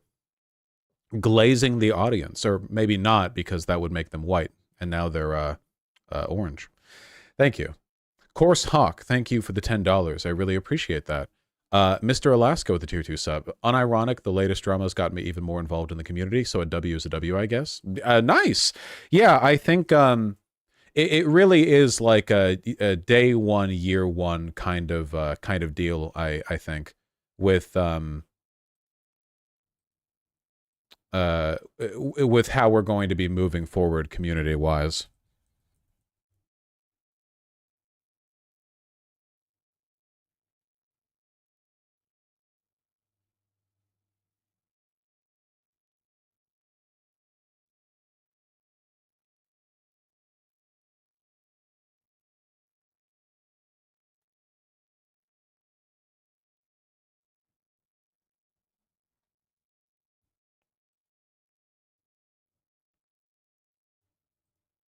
Sorry, I saw a link, got distracted.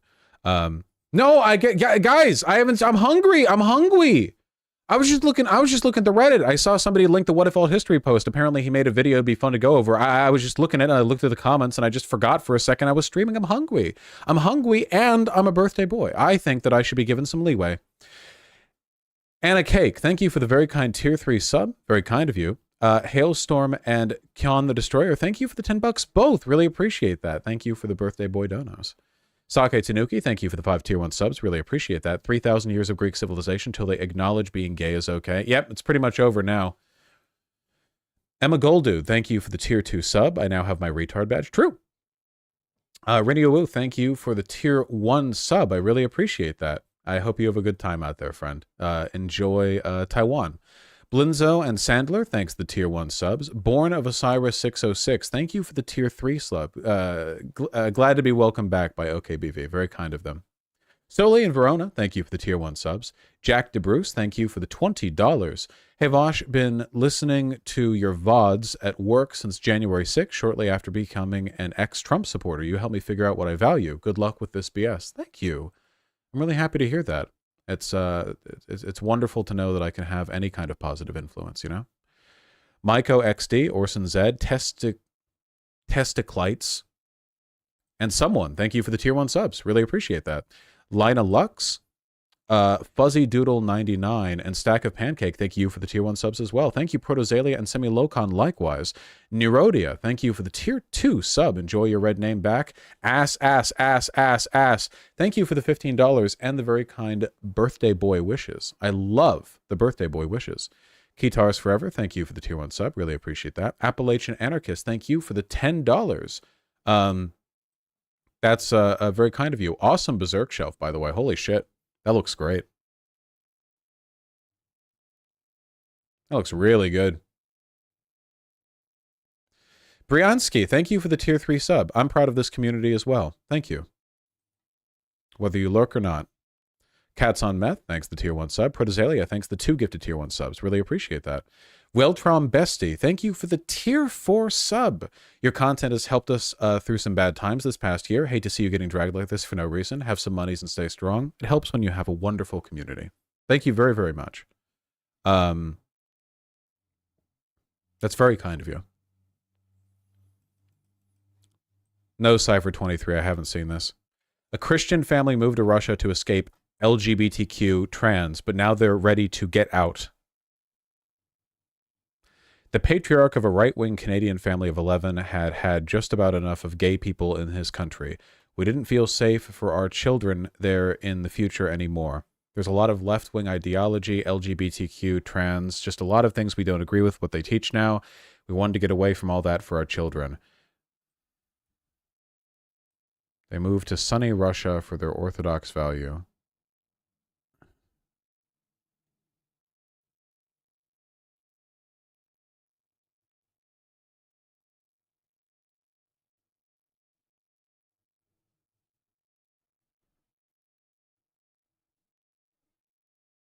Huh?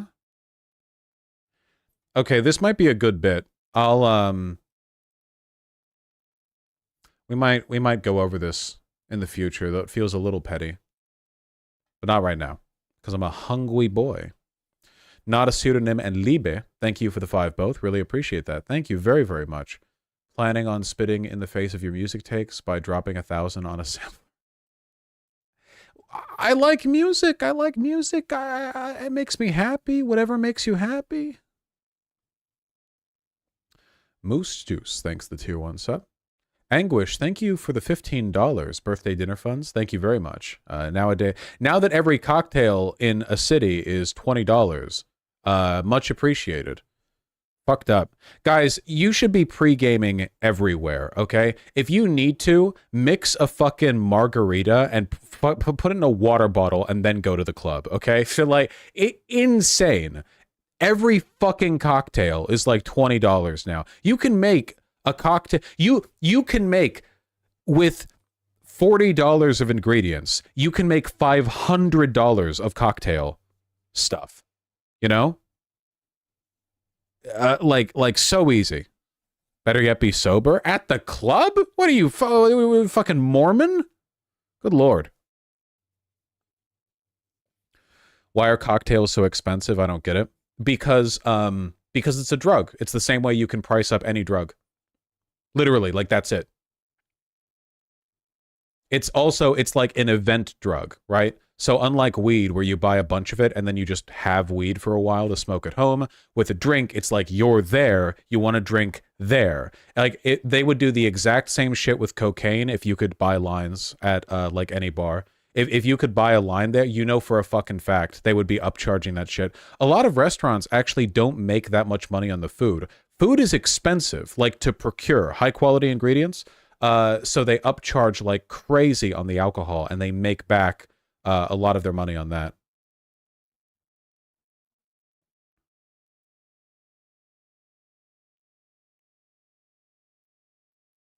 It's generally just like a good place to upsell. Like it's basically the same everywhere. If you go to like a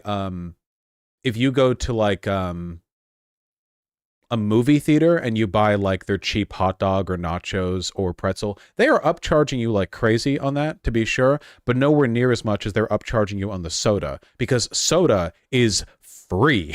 Like it's literally like the syrup and it's like from their end, soda is ungodly cheap. So they might be getting like 500% return on a pretzel, but they might be getting 5,000% return on the soda.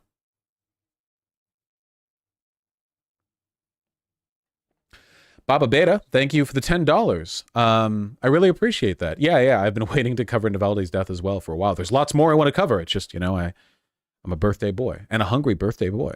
Dumb Bunny and Scenic 8, thank you for the $5 both. Really appreciate that. Thank you. Sake Tanuki with the 5 tier 1 subs. This is one of my hated mistakes as an archer as well. What? Can you tell what's wrong with these pictures? You just link me random shit to cover on stream. Sake, we're not enabling this right now. You can't just give me a random fucking video to go over. Can you tell what's wrong with these pictures? Well,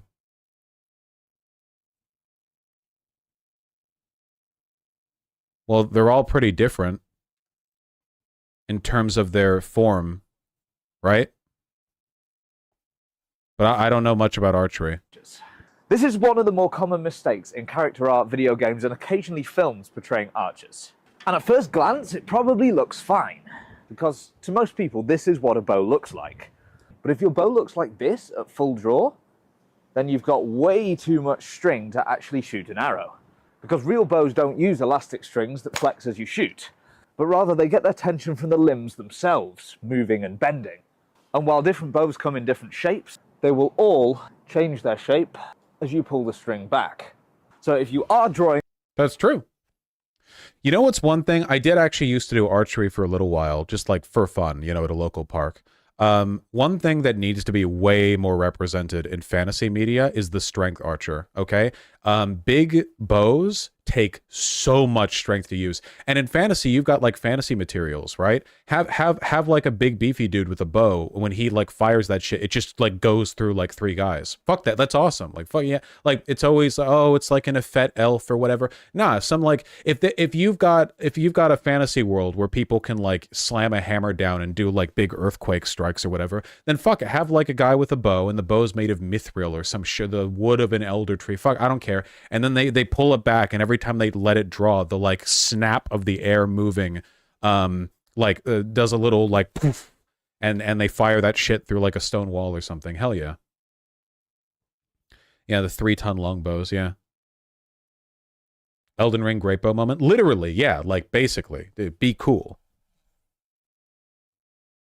And sword build should all be dex-based. Yeah, nobody ever won a sword fight by being like so strong that they could cleave down really hard. That's not how swords work. It's all like wrist movement and footwork.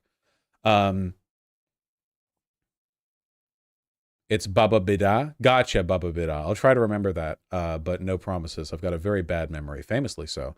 Biran, thank you for the incredibly kind $100 donation. I really, really appreciate that. Thank you. Been here since Ukraine, first Dona. Wishing you a happy birthday. You and Bo have moved me pretty far left. Your humility with the context was admirable. Well, it's not just humility, I guess. It's just... I mean, I don't know. I mean, obviously, I've grown a lot. It's one of the reasons why when people in chat say, like, I miss 2019 Vosh, that I don't know if they know what they're saying. But, yeah, thank you. Thank you very much. I really appreciate it. Sake, thanks for the 5 tier 1 subs. We all know why you took a break. It had nothing to do with drama. It was to help you build your daycares of Shark and Alec Gunter.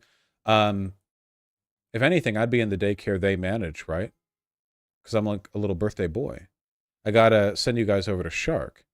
But I have to read super chats first. 1 second. See if I can deftly navigate my way over to this without taking 5 million years the way I normally do.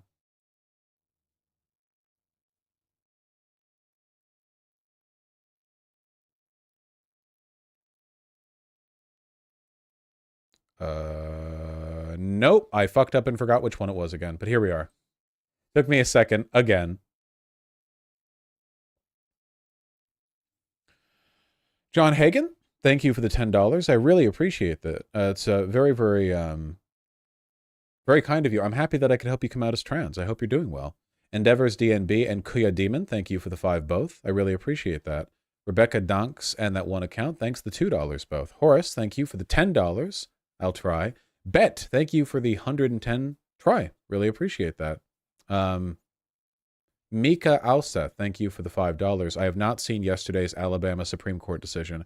Apparently, every like nut is a baby now. Like if you nut into a tissue, it's like 10 billion deaths. You'll get arrested. Love Alabama. Love it. Still alive, thank you for the $10. What's your take on how Fani Willis did in the stand in her disqualification trial? I haven't seen, so I can't really say. I'll have to look into it. Thank you. 1,000 Pound Eagle, thank you for the 25 run. Chat says hello to you too. Daniel Harrington, thank you for the $2. Your context video changed my mind. Good luck, V. Oh, that's wonderful to hear. I really appreciate that. I never know if people saying that or just doing a bit, but I don't think you are. Alex, thank you for the 5. Very kind of you. Chuck Whiskey, thank you for the $2. iCoat, thank you for the 5 Canadian. Nice green jacket. Told you already it looks good and you keep it up. Thank you. I appreciate that. Ludacris Gibbs, thank you very much for the incredibly kind $100 donation. I've been struggling to find anything interesting to watch in your absence. Glad to have you back. Bit late, but happy birthday. That's okay. Birthday is a state of mind, and in my mind, I'm always just a little birthday boy. So I'm keeping it going, you know? Thank you, really. The one Liliad, thank you for the 100. Sorry, not the 100. So it's 1.00, 1 Great British Pound, but I saw 100 and right. For the 100 pence, right? Pence means your cents, right? So thank you for the 100 Great British pence. There we go. Mohulia Chasen, thank you for the 31 Australian dollars. I really appreciate that. So glad one of my favorite streamers is back. Happy late birthday. Here's $30 to the birthday boy, Vosh Fred. Thank you. Really appreciate that. Trops11, thank you for the 2 $5 donos. Very kind of you. React to the Civil War movie. I can't watch trailers on stream, I'm afraid. They'll kill me. Bedris, thanks the $2. Incomprehensible jumble of characters. Thank you for the €5. Where can I find your arguments against classical liberal democracy? So far, I've only heard that you think it slides too easily into fascism. I've talked about it a lot, but classical liberal democracy is bourgeois democracy. In a system where political power can be bought, people with more money have more political power, and therefore they can disproportionately weigh both people's ideologies and laws that get passed that could favor, say, the workers over the bourgeoisie. You know, the ruling ideology is that always that of the ruling class, essentially. Liberalism doesn't go far enough in promoting democracy because it allocates through its systems far too much power and prominence to a small group of people with very specific and disparate interests that often hurt the majority of the population. I mean, fuck, look at climate change laws, right? Like, we are literally still hung up on climate change legislation specifically because of the oil, gas, and coal industries. Like, literally, like, those three industries, we could have shifted into, like, full-scale production of modern, like, you know, renewable energy sources, kept or the same number of jobs or made more. Like, we literally would have been better for everyone except for the shareholders of those corporations. Like, that is literally it. And we wouldn't be so dependent on foreign oil like Saudi Arabia or whatever. We could have been like the marketplace of the world, you know, when it comes to that kind of technology, but we gave it all up because an incredibly tiny group of people decades ago sufficiently formed relations, you know, with our politicians and sort of gravitate, not just our politicians, with media as well. Like, it's a broad thing, and it's not a conspiracy. It's all open. It's all up in the air. Saudi Arabia is still doing this through Saudi Aramco. There was recently a big PowerPoint presentation that was held, you know, a big, like, initiative where they're going to try to, like, influence the political outcomes in the developing world, like in Africa or Central Asia, to try to make sure that their leaders and their policies all gravitate towards dependence on cars and fossil fuels. Like, you know, that's liberal democracy for you, right? It's democracy with a very heavy hand on the scale. And Trups 11, thank you for the 10 additional dollars. I really appreciate that. Make a dedicated video about liberal democracy. I feel like I've talked about it, but I'm always happy to talk about it more. Thank you. I appreciate that. To be fair, those incentives could still be under socialism. Under socialism, there would literally be no incentive for why would we fuck over the whole planet and everyone in this country and everything just because, like, these very small productive sectors, like relatively small, I mean, want to keep being the ones in charge. With no bourgeoisie, what would the difference be? It's like, if they lose their jobs because people shift over to, like, renewable energy and all of these are like decommodified communal workplaces, what's there to fight over even? Like, no, this is very much a bourgeoisie specific problem, a class distinction problem for sure.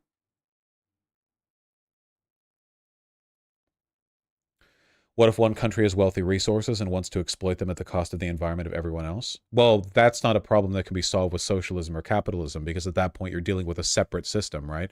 I mean, at that point it's either diplomacy or war. So that's not like an economic restructuring kind of thing. Look, I got to go eat. Let me hold on. Nikki Bugs, thank you for the tier 1 sub. Really appreciate that. Thank you. Two Dads Smooching, thank you for the 7 tier 1 subs. Yo, I heard you like the classic Tomb Raider. Let's get you that classic remastered set for your birthday, homie.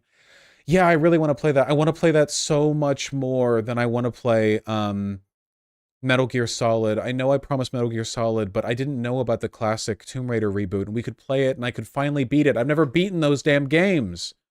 Oh, it'd be so much fun. That game is full of so much dumb bullshit you guys would laugh at me for. Kowalski from Nebraska, thank you for the $5 and the kind words. I really appreciate that. No, I'm not at all anxious about being 30. Rivera Life, thank you for the $10. I really appreciate that as well. I didn't enjoy making the context video, but, you know, thank you. All right, folks, as I see it, that's the donos. Tomb Raider would be a quick playthrough. Maybe. Depends on how bad I am. I think that about does it. So I am hungry as shit.